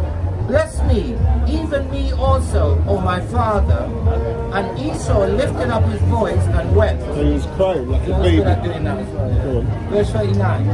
And Isaac his father answered and said unto him, Behold, thy dwelling shall be the fatness of the earth and of the dew of heaven from above. Verse 40, listen to this. And by thy sword shalt thou live. So when you look at the so-called white man, one thing they're good at is war. Weapon. I would 100% agree with that. Because that's part of their blessing. And conquest. That's right? part of their I get it, blessing. I get it. Colonizers. Colonizers. Go on. And shalt serve thy brother, and it shall come to pass, future tense, when thou shalt have the dominion, thou shalt break his yoke from off thy neck. Read on. And Esau hated Jacob because of the blessing wherewith his father blessed him. Read on. And Esau said in his heart, the days of mourning for my father are at hand, then will I slay my brother Jacob. So when you read the account, he didn't end up doing that. But that spirit continued. Go to His lineage. I've got to go now anyway. oh, one more. Go to Malachi. no, Isaiah, I think it's 34 and 5. So that With all these texts, they sound that hatred Yeah. continued. So this is the book of Isaiah. 34, 5.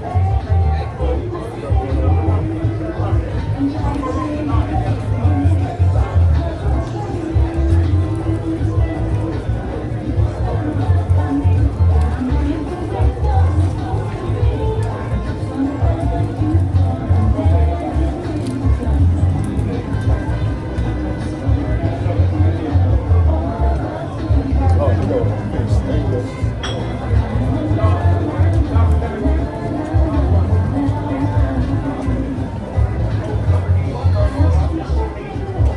Oh yeah, Amos 1 and 11. So, like I said, when you read the account, he never did that to Jacob, but that spirit has been in there, his descendants. So read Amos 1 and So 11. this is the book of Amos, chapter 1 and So verse to 11. answer your question as to why we're always fighting, Thus saith the Lord, for 3 transgressions of Edom, Esau's name was changed to Edom, Yes. so it's the same person or group of people. For 3 transgressions of Edom, and for 4, I will not turn away the punishment thereof, because he did pursue his brother with the sword, and did cast off all pity, and his anger did tear perpetually, perpetually means and he kept his wrath, his anger forever. so this is why even today they still deal with us the way they do. Because spirit in their spirit, they may not know it physically, consciously, but spiritually. And you see, what I have observed, right, is if you give a black person a chance, they more than excel. They more than rise. They are more powerful. That's what I thought. Yeah, but because of the hatred is why they keep holding us Right, back. so do you know what you just explained? You just explained what Deuteronomy 7 and 6 said. Because what you just explained is that we are special and we are, if given a chance, above or excel above all other nations. You just explained it. It's correct. You know it to be true. Anyway, Before you go, just How what much you were ice you got saying. left? How much Yes, you got plenty of ice. Guys, I just bought it from Iceland. It's a melt. You don't have it. Well, we ain't got no. I ain't got no cup. We ain't got no way to I'm put going to it. get you some cups. Yeah. You want coconut water? What is that, son? Yeah. Get the cup, get the cup. Listen, what I say, right? Now, you see, when the Bible is broken down properly, you see how it makes sense? I bet you, let me ask you this. I've got to I bet you, go, I've got to go and I do know, the I'm gonna let you go. chanting. I'm just gonna ask you, I bet you in Christianity you've never heard the Bible read like this. I need a Honestly I did speaking. get it. I Not like this, you haven't I said. think that a lot of the time you had some guys standing up and shouting, and then when it really came down to it, I don't think they were really Never took how it explained and broke it down how it should. Broke it This down. is my this is why I came back. This is my fundamental belief, right? I believe that I am very, very special, and that is not to be arrogant. But you are, but we agree you are. But ready, 7 and 6. But we read you That's why I special. asked you at the beginning, what were we before we were born, right? Because and no one ever, when I was explaining this God thing to me, I felt that I knew it intuitively.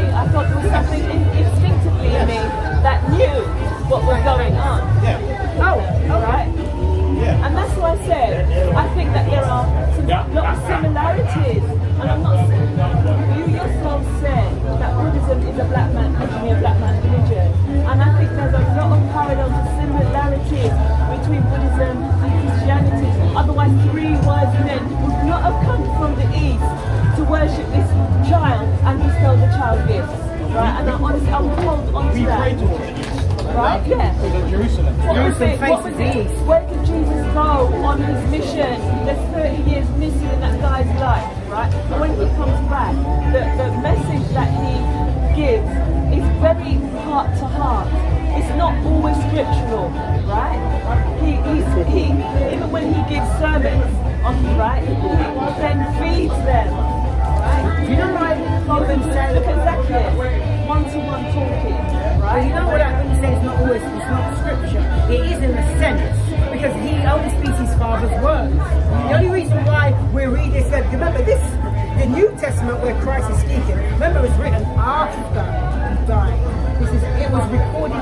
People wrote down things he had said after. So it wasn't. I mean, like what you find is in here, the Old Testament. 'Cause that's what he's really quoting. Okay. Is things in the Old. I've got to go and do All my right. thing. Anyway, have a blessed day. Thank you very much for the. Yeah, Frank will go, bro. Full mouth and chat. One couple come with her. No, you won't give me no more. We can share Unless you these. buy a drink. Can share. Anyway, wow, that was interesting. Now, you know what's funny about this whole interaction? What's funny about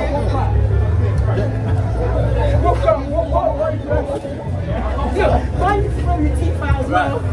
What's funny about the interaction we just had with the sister is that you could see the seeds starting to take root as opposed to last A week. little bit, yeah. And the fact that she came back, right? So what it is, this is the way that the Most High works. We throw the seed, He brings the.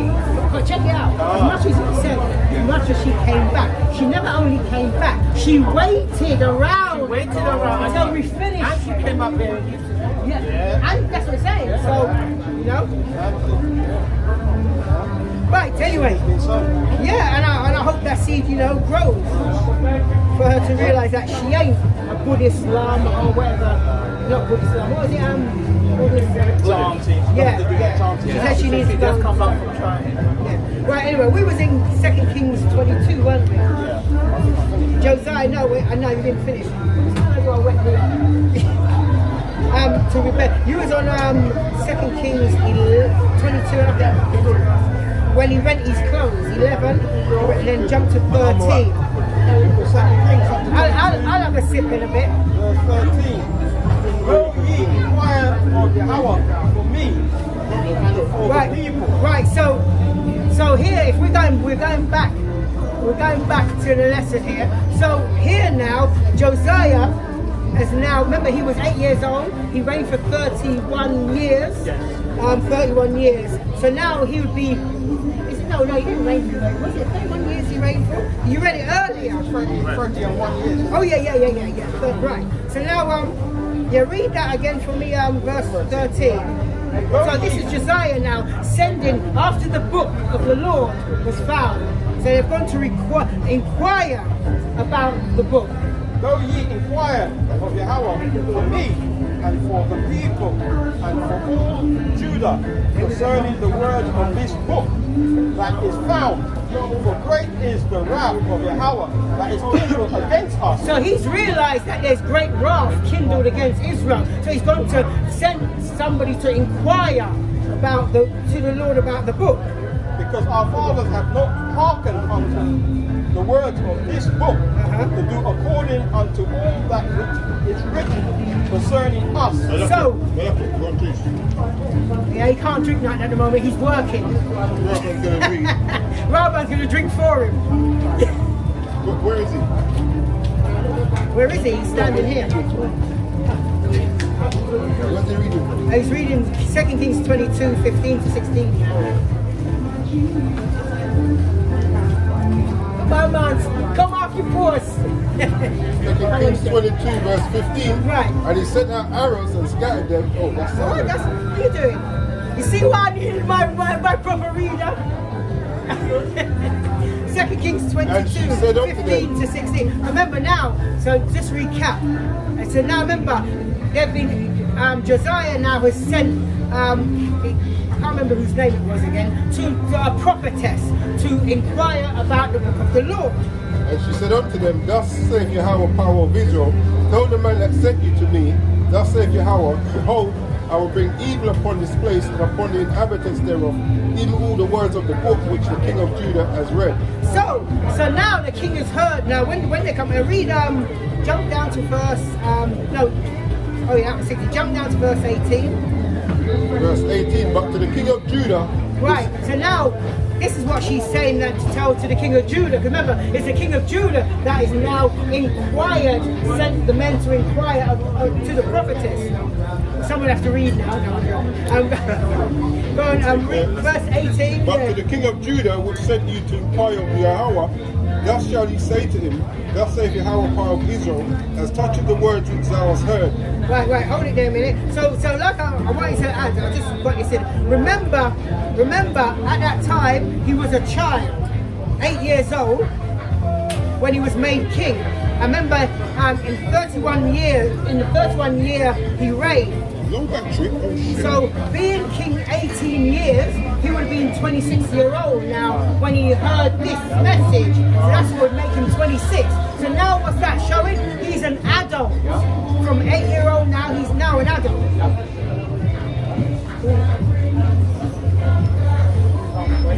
No, I got it. I didn't turn it on.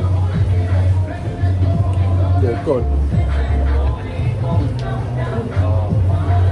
Oh, that's refreshing. I'm telling you. Oh, wow. Oh, that's refreshing. Oh, trust me. Let me hang on. Let me finish this first. Finish my residue. This is A little refreshing. bit more ice in it. Well, I'll tell you about it.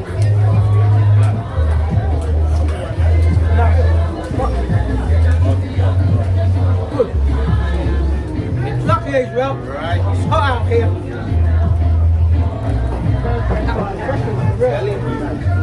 So the Most High Provide. provides you. Yeah, Definitely. yeah. So He's a prophet. so anyway, let's Look just, left. so just recapping now, right? So now, so remember, he was 8 years old when he was made king. He reigned for 31 years.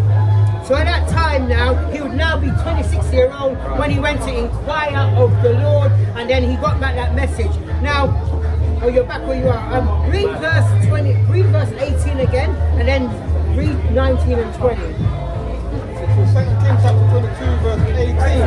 But to the king of Judah, Yeah. which sent you to inquire of Yahweh, Yeah. thus shall you say to him, Thus saith Yahweh, power of Israel, as touching the words which thou hast heard. Now watch this, verse 19.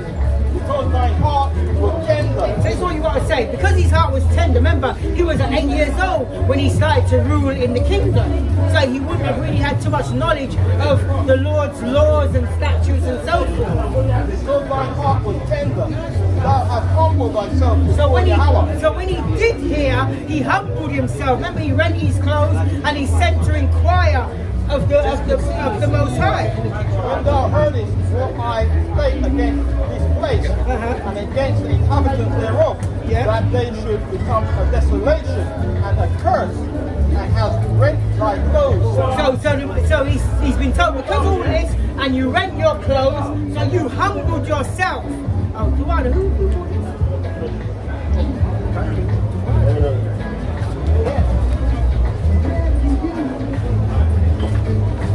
I'm going under the ice. Sorry, read that bit again. And hast rent thy clothes and wept before me. I also have heard thee, saith Yahweh. See that? So he said, so the Most High heard the groaning and weeping of Josiah. And watch this now, verse 20 is the kicker. Verse 20, behold, therefore, So this is what the Most High is going to do now, because he did this. But it's going to show you that. Anyway, read that first. behold, therefore, I will gather thee unto thy fathers, and thou shalt be gathered to thy grave in peace. So you see that Josiah is going to die. That's what that's showing you clearly. Joseph's going to die, but how is he going to die? He's going to die in peace, because that judgment that the Most High said was going to happen on Jerusalem is still going to happen. But because Josiah humbled himself, inquired of the Most High, rent his clothes, and he said, okay, there was right in you. So what's going to happen? I'm going to take you away. You will die in peace. Read on. And I shall not see all the evil See? I will bring upon this place. So the evil is still going to happen, but what? Josiah is not going to go through it. And they brought the king's word again. So showing you there, as I was saying earlier, sometimes death is not always a judgment, it's mercy. Proven here in this very scripture that Josiah was shown mercy of the Most High. Because why? He humbled himself. Yeah? Wow, drinks all right out of this joint today. Carl, so watch this now. You can bring out Job 1:1. So this is the book of Job, chapter 1 and verse 1, and it reads, there was a man in the land of Uz whose name was Job, and that man was perfect and upright. In the notes, the perfect means blameless and upright, and one that feared God and eschewed evil. So we know, according to the scripture, Job was righteous. And we know as well, Job went through, when you read the book of Job, I think Job must have went through the worst out of anybody I've kind of read in here, really. I would say with the exception maybe of Paul, because Paul went through some Yeah, stuff, but you know, Job was yeah. afflicted much longer. Yeah, because his family as well. Yes, yeah, he's got everything. Yeah. Yeah, when you look at this, Job, remember he lost everything. His wealth, you know, the only thing he never lost was his wife. And he had to rebuke his wife. I didn't No, he couldn't take his wife. Not the Irish, not the Irish. Remember, he rebuked us out. Yeah. So Job, from what I remember, there's no other Yeah, he prophet went through it, went through the stuff that Job. I mean, some of them died, but Job was alive and afflicted. Family killed. His businesses, his friends turned against him. And it's like one after the other as well. Yeah, it was literally. I know. Now, right, hold that. No, I don't think we need them. Oh no, you got 4, yeah. Read Job 4:7-8. Now remember, Job was, now here's the point now. Job was righteous and perfect. The Bible just, Blameless. the Bible just told us that. Now read Job 4:7-8. So this is the book of Job, chapter 4, verse 7 and 8. I remember Job went through a lot of things. A lot of people would have said, Job, what you're going through, you're lying. You say you're perfect, but it's wicked, you're wicked. Why all this has happened? This is what we're going to read now. This is the book of Job, chapter 4, verses 7 and 8. Watch this. Verse 7. Remember, I pray thee, whoever perished, being innocent, question mark, or where were the righteous cut off? And that's what they said to him. So they didn't believe he was righteous, because they're trying to say, listen, righteous people, this don't happen to. Right. But yet we read the scripture, our first opening scripture, the righteous perish, and no man could lay it to harm. So, you know, so if you believe that, like this verse where they were saying, whoever perished being innocent, now you means you're making the scripture contradict itself. Right. Yeah, read that Verse again. 8. Verse 7. Yeah, Remember, I pray thee, whoever perished, being innocent, or where were the righteous cut off? Watch Verse this. 8. Even as I have seen, they that plow iniquity and sow wickedness reap the same. And that's what they said to him. So they're saying, listen, what's going on with you because you're wicked? So you sow what you reap. That's what they're saying to him. Now, if you can grab me, jump to Job 42:7-8. So that's what they accuse him of being wicked. Why this is happening to him? And we know Job wasn't. He was being tested. Is that the last thing in Job? Job 42. Yeah, that's the Job. Yeah, I've got one precept. Can I bring out? Yeah. All right, so this is the book of Job, chapter 42, and verse 7. Hey, that's what you you're got doing that. now.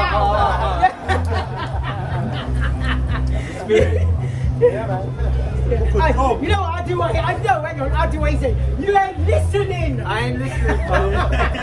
Hebrews 14, verse 1. Or it'd be nice to be with my angels. You know what? No, the funny thing is, no, but hear what? Do you know even Satan could quote scriptures? And Satan is an angel as well. Yeah, exactly. Even Satan knows the The scriptures. thing is, even though you may or may not be an angel, that's a whole different topic. What you said was correct. Yeah, no, what he said is correct. But anyway, right, watch this. Read Job 42, 7 and 8. Book of Job, chapter 42, verse 7 to 8. Now this is what the Lord's saying about those That's why ones. we're called twins, because I was going straight there. And I'm going straight I there. know. Remember they said whoever perished, what did I say again? Hang on, I don't want to mess it up. Remember I pray thee, whoever perished being innocent, or where were the righteous cut off? Yeah, go read that now. When they said that stuff. Yeah, well, that's what we're going to establish. Job 42 and 7. And it was so that after the Lord has spoken these words unto Job, the Lord sent to Eliphaz, the Temanite, my wrath is kindled against thee. See that? So the Most High said, you know what? My wrath is kindled against you. But why is that? And against thy two friends. For ye have not spoken of me the thing that is right. So you see what they said was wrong. Because what they're trying to say now is Yahweh is an unrighteous judge. That's what they're saying. As my servant Job have. Verse 8. So as Job has spoke, right, you three haven't. Watch this. Therefore, take unto you now 7 bullocks and 7 At rams. least you said it right this time. Yeah, I know, I was making sure that I went right. and go to my King servant's David. goat. So you have to take them the bullock and and go to the servant Job. And offer up for yourselves a burnt offering. Because they were unable to offer up the No, sacrifice. but exactly. But he was. But watch this, yeah? And my servant Job shall pray for you. So what's going to happen? For Now him read that bit again. and my servant Job shall pray for So you. you see that? God's not going to hear their prayer. Why? John 9:31. Yeah, John exactly. 9:31. This is Now why we know he's not- that the Most High hear from the sinners. But whosoever You know what? I keep this going, you know. you want John 9:31. Yeah, I'll read it. And now we know that God heareth not sinners. But if any man be a worshipper of God and doeth his will, him he heareth. So showing Works as well, demonstration. So showing you that they couldn't pray to the Most High for him to hear. Job had to do it for them and offer up the sacrifice for them. Read on. Yeah. Shall pray for you, for him will I accept. See that? So I'll hear Job, but I won't hear you. Lest I deal with you after your folly. And you, listen, I would never want the Most High to say something like to me. Let's deal with you. You must be joking. Yeah, man. No, there's a bit more. In that ye have not spoken of me the thing which is right, like my servant Job. Right, so the reason why I just quickly want to interject. When you read the book of Job, you have to be very careful what you, obviously everything is written for our learning, but you have to be very careful because if it's not a saying of Eliyahu or Eliyahu, or if it's not a saying of Job, according to this verse here that I've just brought out, it is incorrect. Yeah, because we normally use that one, whoever died being perished. It's incorrect because the person that said it was incorrect when he said it. And there's a similar one in what's that chapter in Ecclesiasticus when it was telling you what the thing that you shouldn't do? Or is it in wisdom? I know it's like a whole chapter saying like folly or foolish thing. No, it's in the Apocrypha. There's a whole chapter where the people were, at the end of it, basically everything he said was off. You know what? Alright, but anyway, it shouldn't be quoted because what it is, if at the end of it, Yahweh himself said it was incorrect, then it's incorrect. You could use it to learn as an example of what not to do. It's incorrect. It should be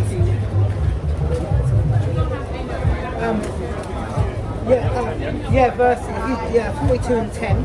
Verse 10 of Job 42, and the Lord Yahweh turned the captivity See that? of Job when he prayed for his friends. Also the Lord gave Job twice as much as he had before. So notice it says captivity, but actually it was a judgment. So you could link captivity to judgment as well. God, and if you can jump to 16 to 17. Verse 16, Now what's this? So Job was well blessed. Now, after this lived Job 140 years, and saw his sons and his sons' sons, even 4 so generations. Job saw 4 generations. So Job died being old and full of days. So you see, showing you there again now, those who spoke wrongly would have been judged if Job didn't pray for them and put the offering. So a sin offering was made because they had committed a sin in the things that they said, and a prayer. So basically, the same thing that a Hebrew Israelite man, woman, and child has to do when they repent. They have to. Obviously, in the Old Testament, they'll be offering up sin sacrifices. Yahushua now, his blood covers that, but they would have to repent, and they would have to sort of like obey the law and be a faithful servant for their past sins to wash away. So in this chapter, Job kind of was doing like a preliminary way of that, where he offered up a sacrifice and he sinned to the Most High to forgive their sins. And then if I said it, I meant to say it.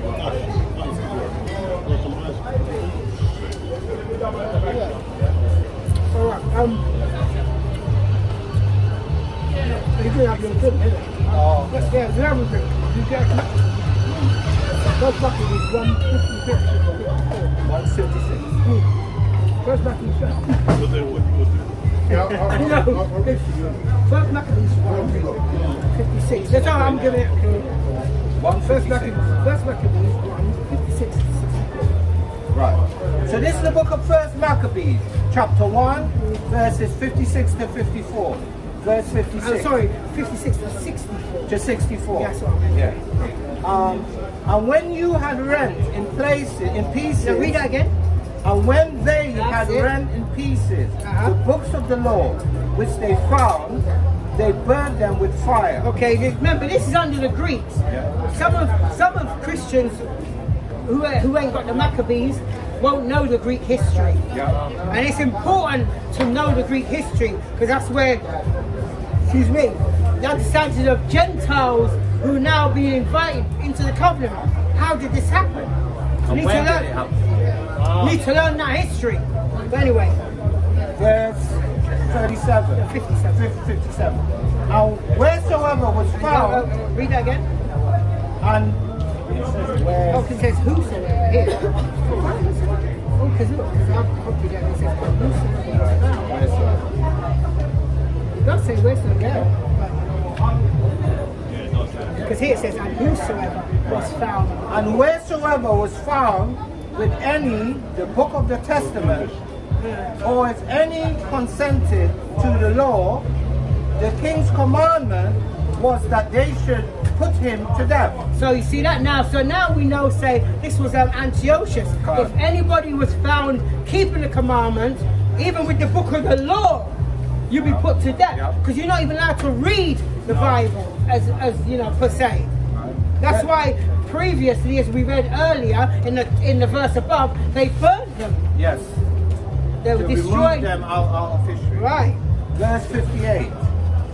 Thus did they, by their authority unto the Israelites, every month, to as many as were found in the cities. So you had people Israelites wanted to be righteous, keep the commandments as best they can, but they weren't allowed to You know do what? it I missed under the verse. Antiochus. I missed the verse. Verse 57. Verse 57.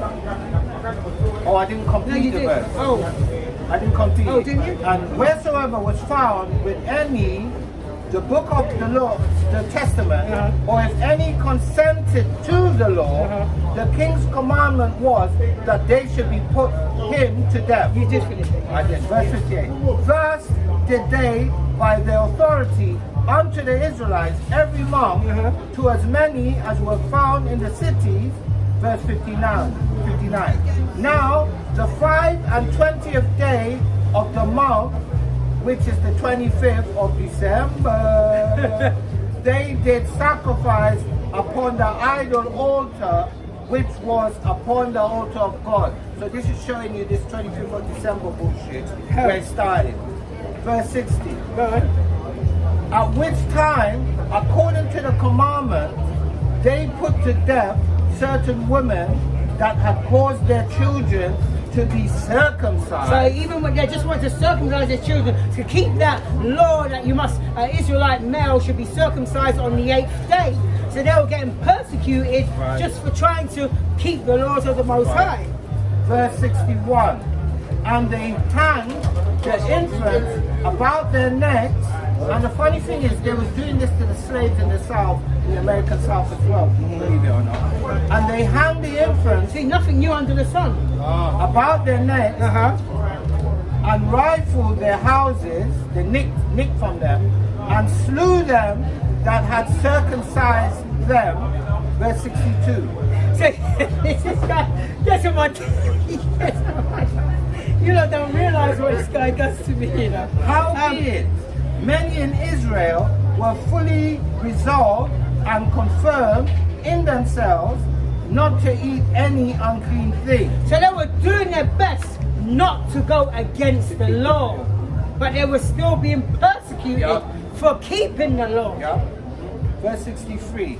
Wherefore they chose rather to die, that they might not be defiled with meats, and that they might not profane the holy covenant. I wonder if the seven mothers in the road, they must go under the Greeks, didn't they? Yeah, they were under the Yeah, it is.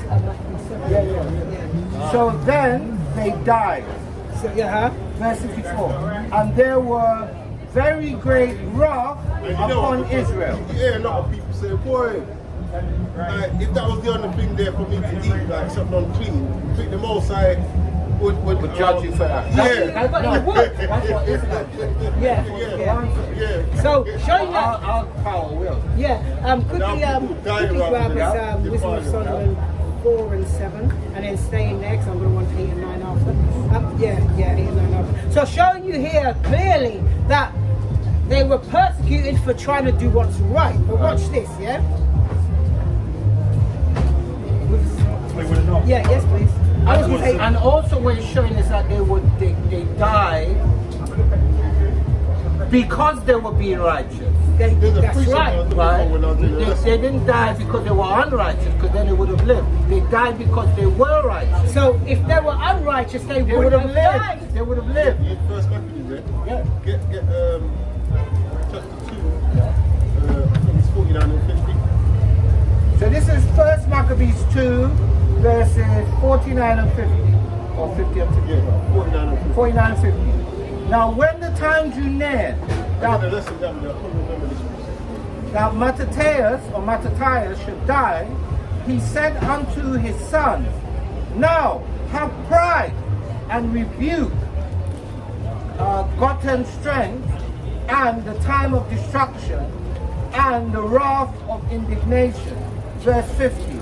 Now therefore, my sons, be ye zealous for the law, and give your lives for the covenant of your fathers. Which is what a lot of our people did. Right. Which is what we just read in Maccabees. Right. And you know the funny thing is, the same King James that everybody tries to cuss, he did the same thing with his son. And he wrote a certain book which was giving him instruction as how to not fall into the trap of idolatry.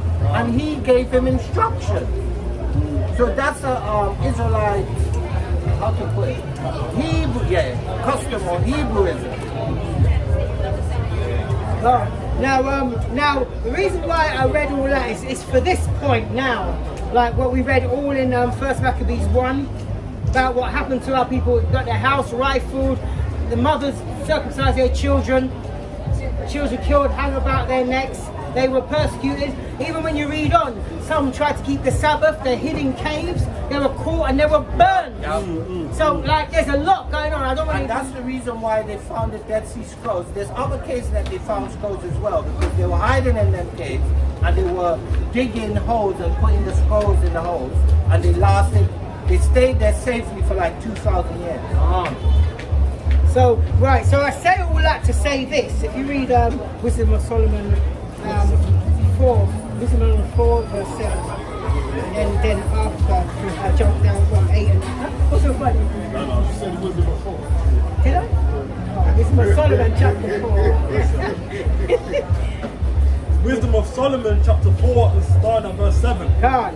But thou, the righteous, be prevented with death, yet shall he be in rest. Now we hear what the Bible clearly said here. Though the righteous be prevented with death, yet shall he be in rest. Now, Prevented or prevented? prevented. Now watch this. I looked up that word prevented, right? The phrase, it says here, the phrase prevented with death is typically a slight grammatical variation of prevented by death. It means that a person's life was stopped. That's what it means. Huh? Yeah. So it's just the way the Bible writes it. But to get the understanding, it just means they died. Well, They stopped living. that sounds like a Jamaican yardman song, you know. Prevent your ass with- So you see, yeah. Prevent that So one. but what's that showing? Yeah. Those that died keeping the law, Right. Well, they'll be. prevented with death. Yeah, but he said, but what? Yet shall be in peace. Yes. So the Most High has received them in Yes, peace. yes. That's what they're saying. You want it now? Yeah, bring it out. Then after, let's have 7 and 8. I mean, 8 and 9. I'll get it right. This is Job chapter 14, verse 13. It says, "Oh, that thou wouldest hide me in the grave, that thou would keep me secret until thy wrath be past, that thou wouldst appoint me a set time and remember me." So, going back to what the brother's saying, sometimes that death is the Most High taking us away from the judgment that he's got coming. And that's what Job said. Right. You know what I'm saying? I'll read that again. Job 14 and 13 says, "Oh, that thou wouldest hide me in the grave, that thou wouldst keep me secret until thy wrath be past, that thou wouldest appoint me a set time and remember me." That's that resurrection. That's perfect. Right, 8 and 9. Wisdom of Solomon chapter 8 verse 9. Wisdom of 4.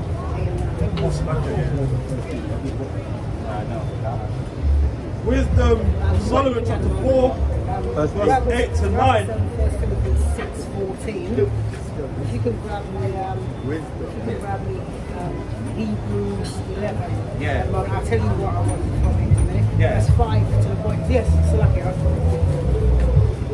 Yes, The honourable age is not that which standeth in length of time. So you see, honor doesn't come with an honorable age. Don't come with just because you're an old man and you're great and you lived long. The age men ain't always wise. No. That's exactly. You're going. And in my opinion, most of them are not wise. No, but we met one earlier. There are many. Yeah. So just because you live long and you're grey and old doesn't mean, it doesn't mean nothing. Read that from the top again. Huh? Verse 8 of Wisdom of Solomon chapter 4. The honourable age is not that which standeth in length of time, See that? nor that is measured by number of years. Yes, me 116. Yeah, but what did you do in 116 years? You was a fool. You was a fool of most of your life.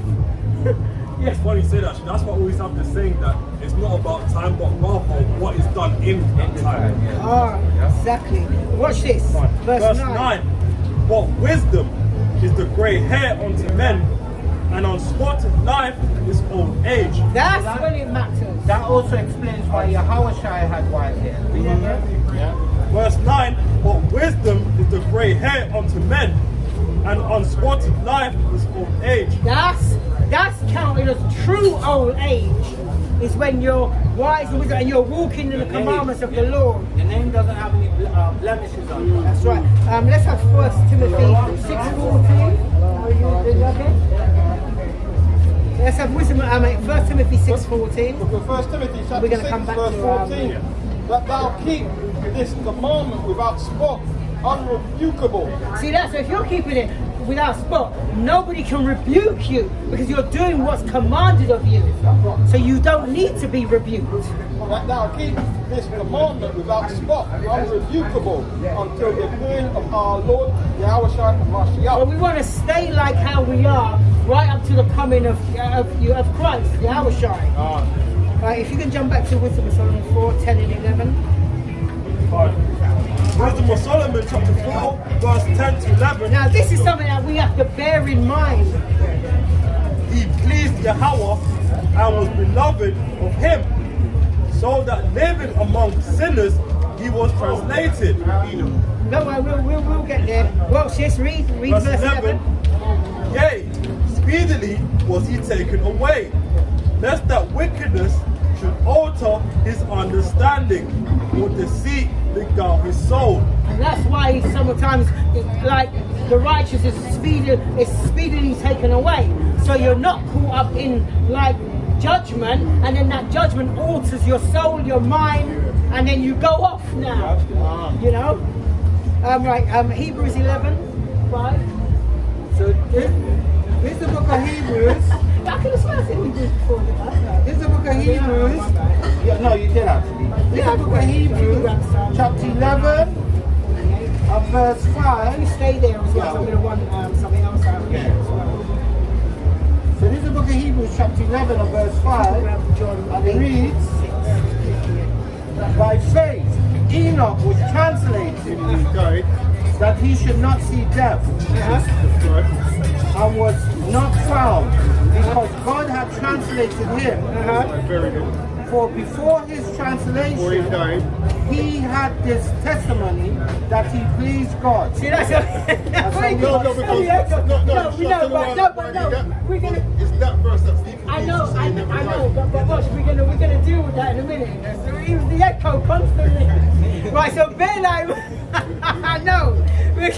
Now Balaam, read that Psalms 89 verse 48. This is gonna answer that question.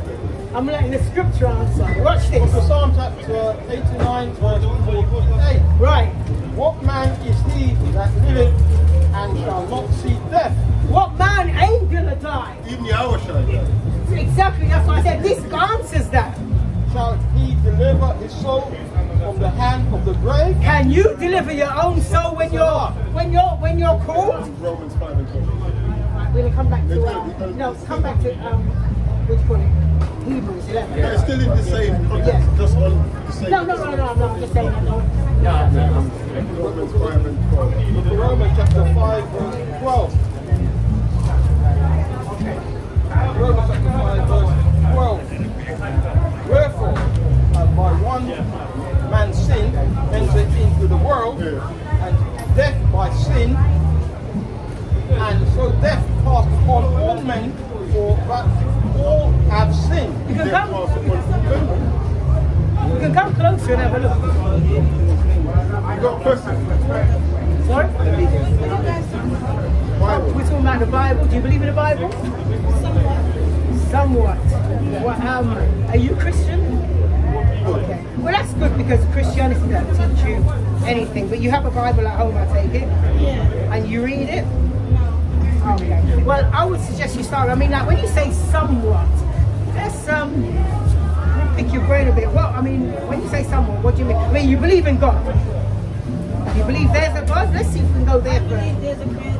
Okay, so you believe there's a creator. All right, so how do we learn about the creator? We say we believe in God.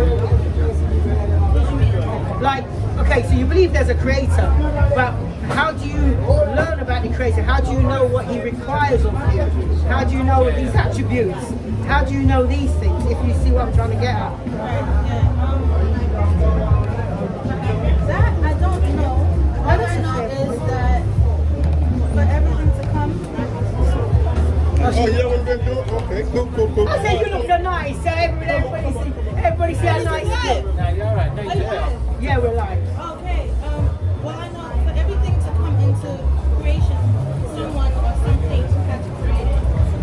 Okay. And yeah, so in terms of like what they require, what he or she requires from me. Now, go on. Right. So, do you have some sort of system where you practice a faith, or you practice some sort of worship? Do you have an understanding of trying to gauge? Yeah, just trying to see where you're at. This is what we're trying to. Of a Yeah. higher power, and how do you connect to the higher power, and how do you worship him or serve him? Because you've got some kind of belief structure, haven't you? I believe in my ancestors. Okay. And I acknowledge them. So do I. And I know they walk this path. Hallelujah. So that's basically my faith. Yeah, but so what's your take on the scriptures? I mean, did you know that this book is our written record? Yeah. But who said it was tampered with? See, the problem, I tell you what the problem is. It's not the fact that it was tampered with. The problem is how it's taught. That's the problem. There's nothing wrong with the book. Can I quickly show you something? I mean, if I was to ask you, who are you? I see you're wearing you're wearing an ankh, the Egyptian ankh. So you're kind of, Well, this right, it basically talks about life creation. but do you believe, but you know that's kind of Egyptian, do you believe in Egyptology and stuff like that? Okay, so now we're getting somewhere. Yeah, now we're getting somewhere. So I wanted to bring out a verse in the Bible to illustrate what you said, to prove that what you said is in the Bible, and then we can have a discussion about. And let's see if that is really your heritage or if this is your heritage. Right. So you were saying something about the ancestors and the old ones. Right? So this is the book of Deuteronomy, chapter 32 and verse 7. Remember the days of old. Consider the years of many generations. Ask thy fathers, and he will show thee, thy elders, and they will tell thee. And then I think there's a precept in Isaiah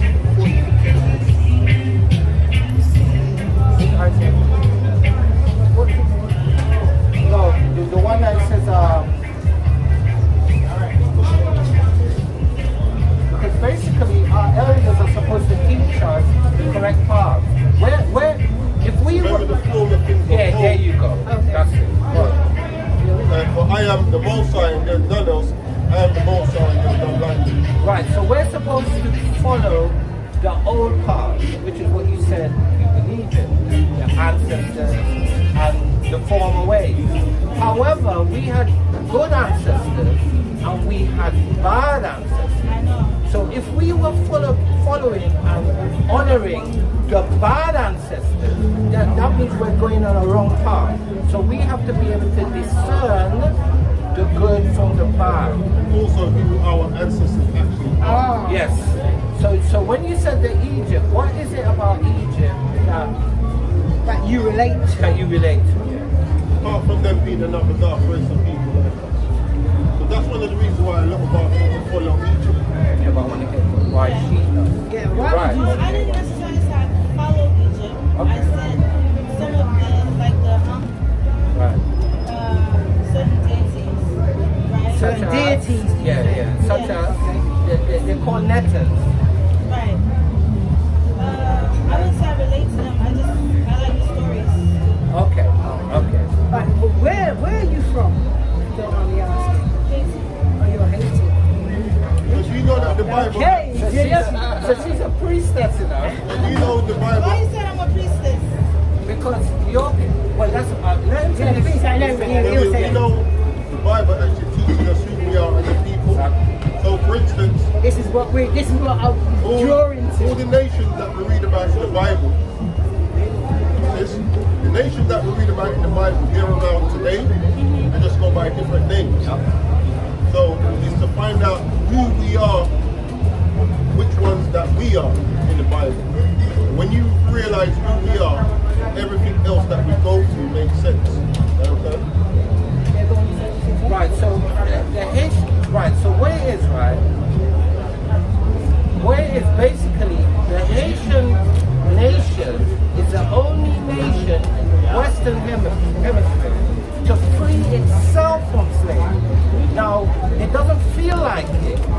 Because as soon as you got Napoleon Bonaparte and the French out of your country, they imposed a tax on you lot. And because you've been forced to pay that tax, it's damaged your economy.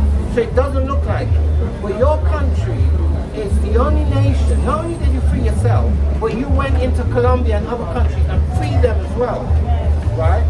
Your people are known as the Jacobins. You know what Jacobins? I heard the name. Right, Jacobins is the sons of Jacob. So your people understood that they were Israelites because Jacob and Israel is the same person. Now the reason why we say priests, because the tribes and the tribes and the qualities that the tribes possess is sort of embedded in certain groups of people. So you can't emphatically say this or that. But based on our elders, they teach us that the people from Haiti are from the Levitical priestly line. So they're descendants of Moses and Aaron and people like that. So they're very spiritual and they're very in tune with the law. Right? Now even when you look at the customs when they go off, i.e. voodoo and things like that, the things they do lines up with what the priests do.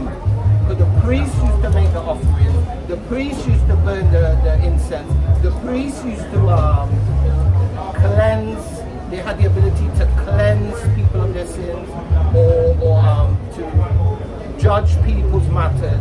So these are the things that your people inherently have.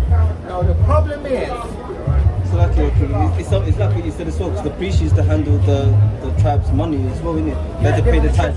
So the treasure. So if Hades to be able to free or to free like Colombia, but still have to deal with the treasury instead of the taxes, that kind of inclines as well, because they were good with money, weren't they not? well, they were good with money, but they were good with money. But anyway, to get to the point, what happened was there was a movement that started off in America, in Harlem, New York, to be precise, where the black academic middle classes moved up into when slavery was abolished. So these black academics, they came up with think tanks and they came up with a scholarly way to explain what was going on with our people. And then they had certain scholars like Dr. Ben Yochanan, they had Dr. Jen Henry Clark and other scholars, and they came up with this where Egyptians and linking our people to Egypt, right? The problem is, when you look at the wars in Egypt, the Egyptians had our people in slavery. They have the images of it. And when you look at the Egyptian way of life, it doesn't harmonize with our way of life, because they were doing some really kind of like off things that we would cringe at, they were doing. So yeah, they did a lot of great things. They elevated science and they had scholarly work and all of that. But infused in it was like incest, and I don't want to go into it because it's quite bogged down. But when you really get deeply into Kemetic science, you realize that, hang on a minute, that's not us, mate.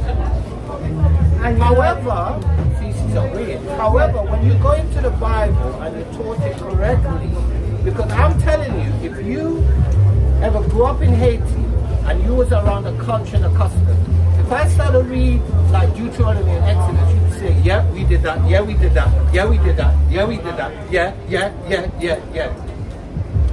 You understand? See, the point we're trying to say, this is your history book, Yes.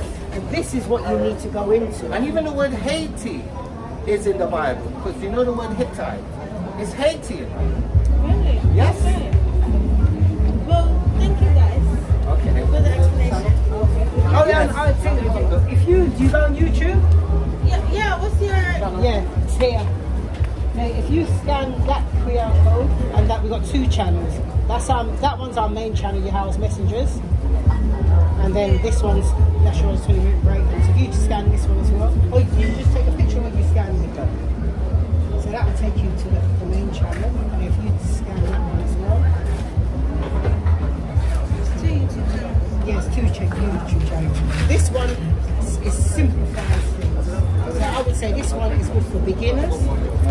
but our live stream and all that goes on this one, this channel.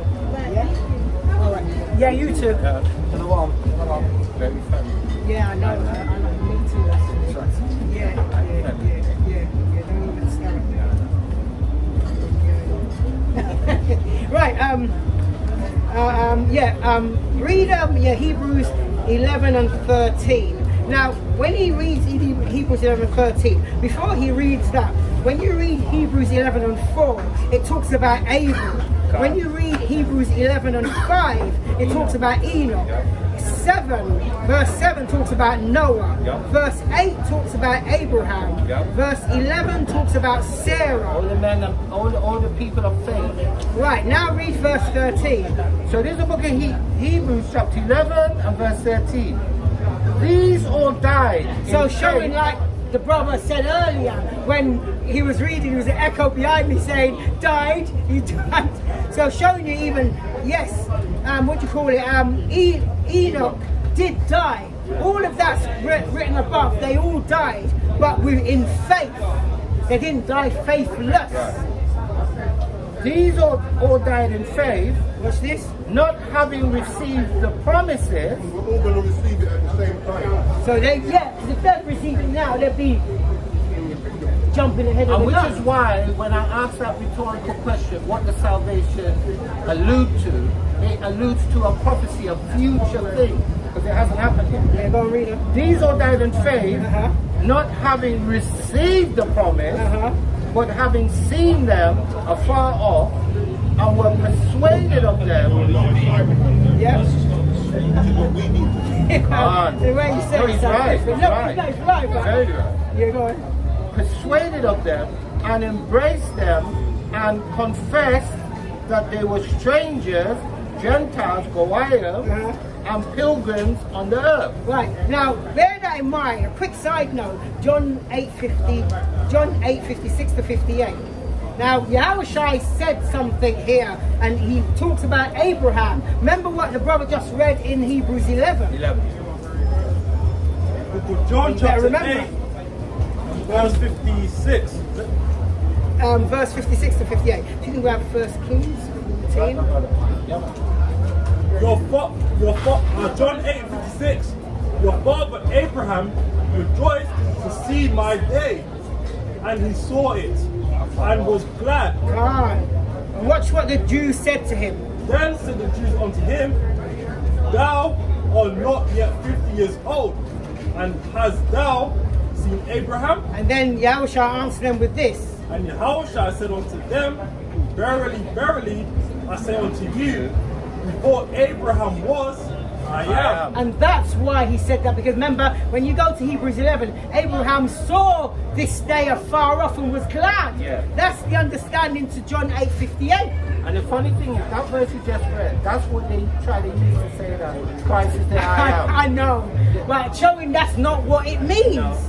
That's what Christ, that's what Abraham was glad, because he saw this day that a savior for Israel, he saw that afar off and was glad. That's why he said before Abraham was I am, meaning I am he. I am the one that was prophesied to come. That's all he's saying. That's also the meaning of Alpha and Omega as well. Right, now I'm almost out of time here. Let's quickly grab 1 Kings 14, 1 Kings 14 and 14, but stay in 1 Kings, I've got a few in 1 Kings. Yes.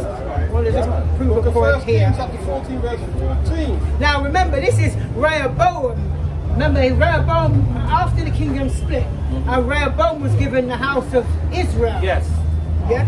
What's the matter? Oh, Why did it claim low battery? no, it said low battery. I wonder if he's always doing. No, he probably didn't plug it in before he's. I did. We're nearly finished.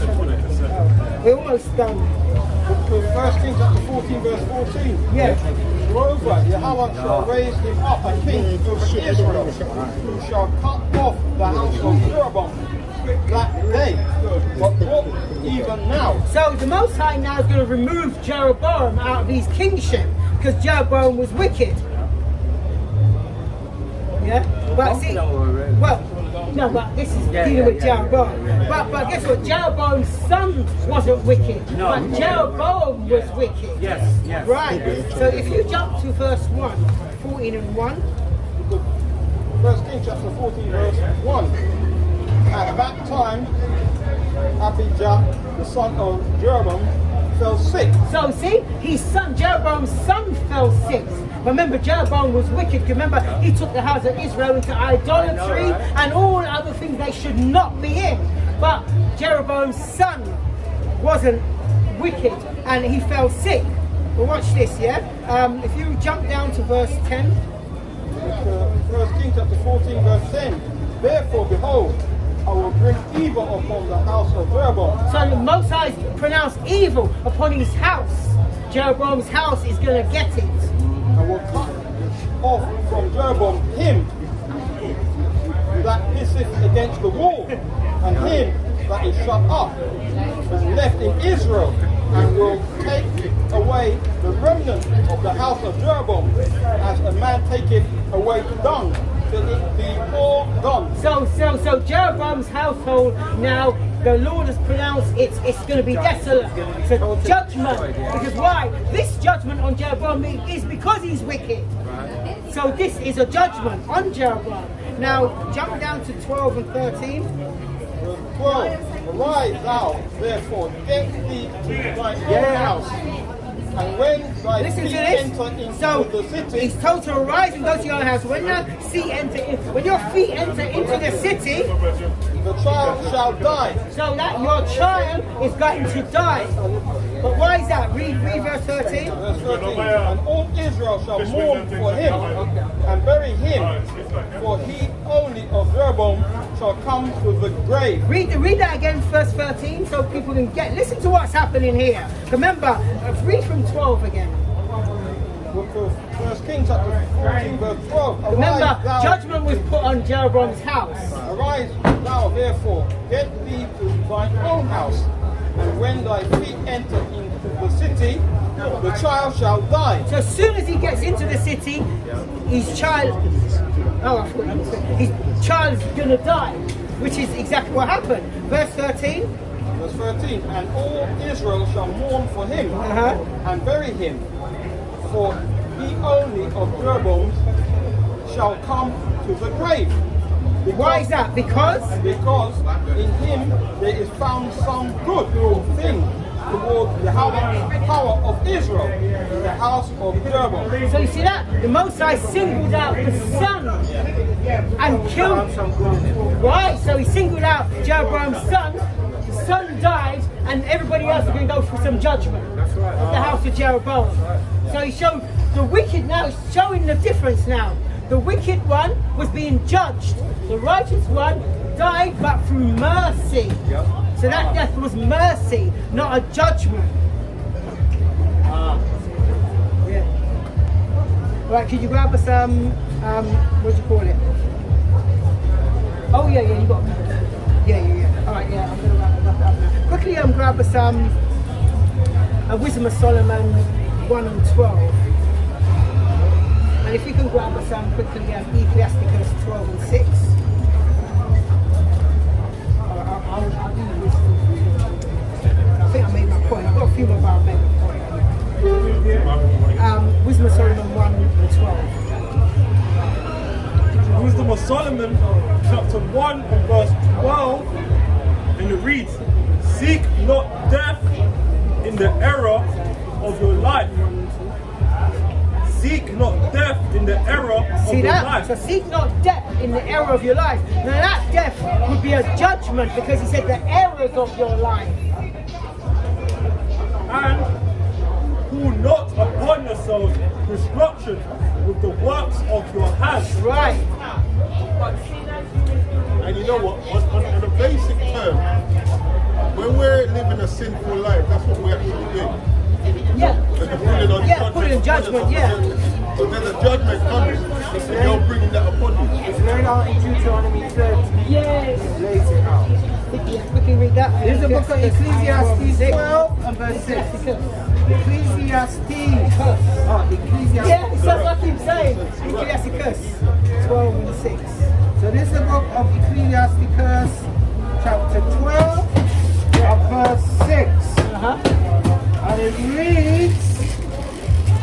the Most High hated sinners. So when people say that he hates the sin, not the sinner, not according to this, it doesn't. For the Most High hated the sin and the sinners, and will repay vengeance unto the ungodly. So then there'll be a judgment for the ungodly. And keepeth them against the mighty day of their punishment. See that? So he'll make sure you live so you can receive your He punishment. storeth them up Right. until judgment. And this is why a lot of wicked people live, and sometimes you see people that are not wicked, they're out of here.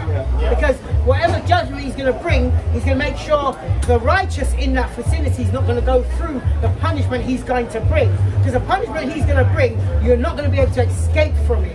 And it's going to be a sore displeasure.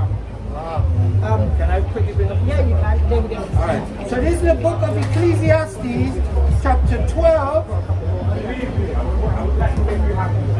Chapter 12, verses 13 and 14. Verse 13. Who will pity a charmer that is bitten with a serpent, or any such as come nigh wild beasts? Verse 14. So one that goeth to a sinner and is defiled with him in his sin, who will pity? Who will indeed? Yeah, quickly bring it out. Right back to the first verse we started with. Quickly, just to make enough time to bring it out. Like we say, like sometimes people say just because something happened to someone, yeah, the Lord's bringing a judgment upon them. Obviously, everything that happens is a judgment. It's not necessarily a bad judgment if someone dies, even if they die in what we may deem a cruel manner. Because you read about 7 brothers and their mother, they died in a cruel manner. And Yeah. Eleazar, the high priest, But you look at the apostles, and the way that we're told that they were meant to have died.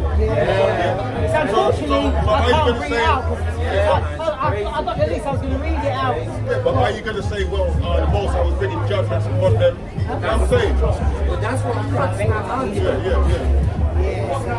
So, death sometimes is what's the word? It's a mercy. It's a mercy. You don't say mercy killing. Yeah. I got something that's going to be a mercy killing that man. Mercy killing that. Right, yeah, finish that off quickly and then I'll see if I can quickly. So Isaiah chapter 57, verse 1. Yeah, read that.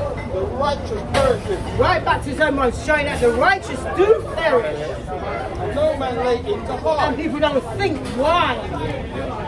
Merciful men And are sometimes taken if away. they do, they think wrongly. Yes, like Eliphaz and Job's companions. They thought wrongly of Job. Yeah. And merciful men are taken away, not considering that the righteous is taken away from the evil to come. Verse 2. We shall enter into peace. This is And the you know what? righteous Funny enter enough, into peace. I've always said to myself, like, when we hear about Jacob's troubles and all of that, I heard Bob say, yeah, they'd like to go for it, which the Most High guided you through that, albeit, but the thing that we bring out about Jacob's trouble, I'll be like Job, and I'll be in the grave until I rise. You know what I'm You know saying? it's true. And It's at true. that time, remember me, you know what I'm saying? Yeah. When all that's past, That's yeah. all good seeing the full of the enemies. That's good. But then the shit that you may have to go through. And the thing is, all you have to go through, you have to still keep your sanity Yeah, and make sure you walk rightly. Exactly. So you have to bear that in mind. Yeah, finish your verse 2. Because then you'll be hiding in talent. No, that's what John said. I'm in the grave until I rise. It's not that talent you're hiding. Yeah, because he hadn't given you the point to make double. So you, Verse 2. We shall enter into peace. They shall rest in their beds, each one walking But in when his the uprightness. righteous die, they go to sleep. The wicked, they're dead.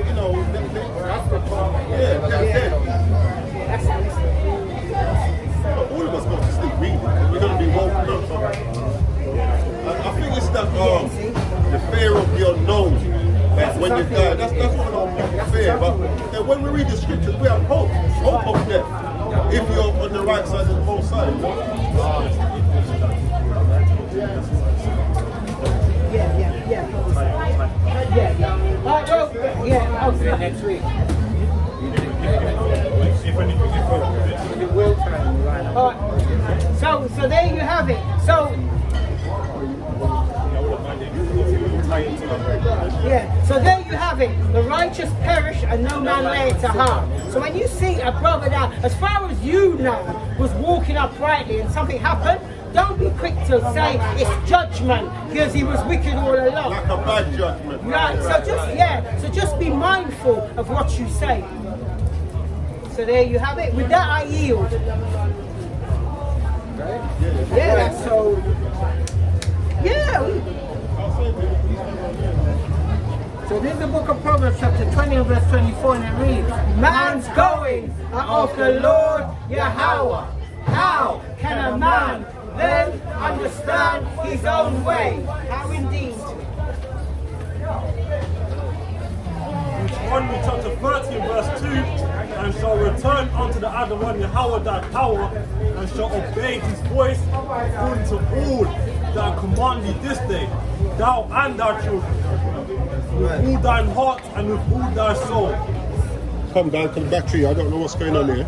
The book of Luke, chapter 15, verse 10. Likewise, I say unto you, there is joy in the presence of the angels of God over one sinner that repented. Okay. It's the book of Hebrews, chapter 10, verse 1. It's a fearful thing to fall into the hands of the living power. The drag out now. Yeah. We set that with the book of Psalm chapter 50, verse 22. Now consider this, ye that forget Yahweh, lest I tear you in pieces, and there be none to deliver. As you know, we go straight in. Proverbs 4 and 7. Wisdom is a principal thing. Therefore, get wisdom, and with all thy getting, get understanding, not overstanding. And then I'm going to precept that with Psalms 111 verse 10.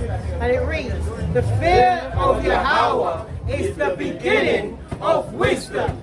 A good understanding have all they that do his commandments. His praise endureth. I will love you. I will love make you. sure I Yeah, I know, I felt the rock. And you know, with that, we're going to go to the conclusion of the whole matter. Everything we brought out previously, today, and lessons to come. This is Ecclesiastes chapter 12 and verse 13. And it reads, let us hear the conclusion of the whole matter. Fear Yahweh and keep his commandments. For this is the whole duty of man, every Israelite, man, woman, and child. Verse 14, for Yahweh shall bring every work into judgment with every secret thing, whether it be good or whether it be evil. So you know the coup by now, I say it all the time, and I know you're saying it in your mind, so I don't have to say it. Yeah, so for everyone that tuned in, Lord willing, lesson was edifying. But with that, we're going to close out and give all glory for the praises. To Yahweh, Washem, Yahushai, Wahab, Wakab, Wakash,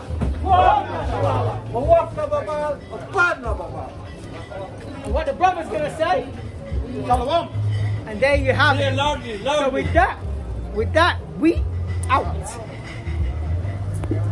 Putting the I don't know why the battery kept.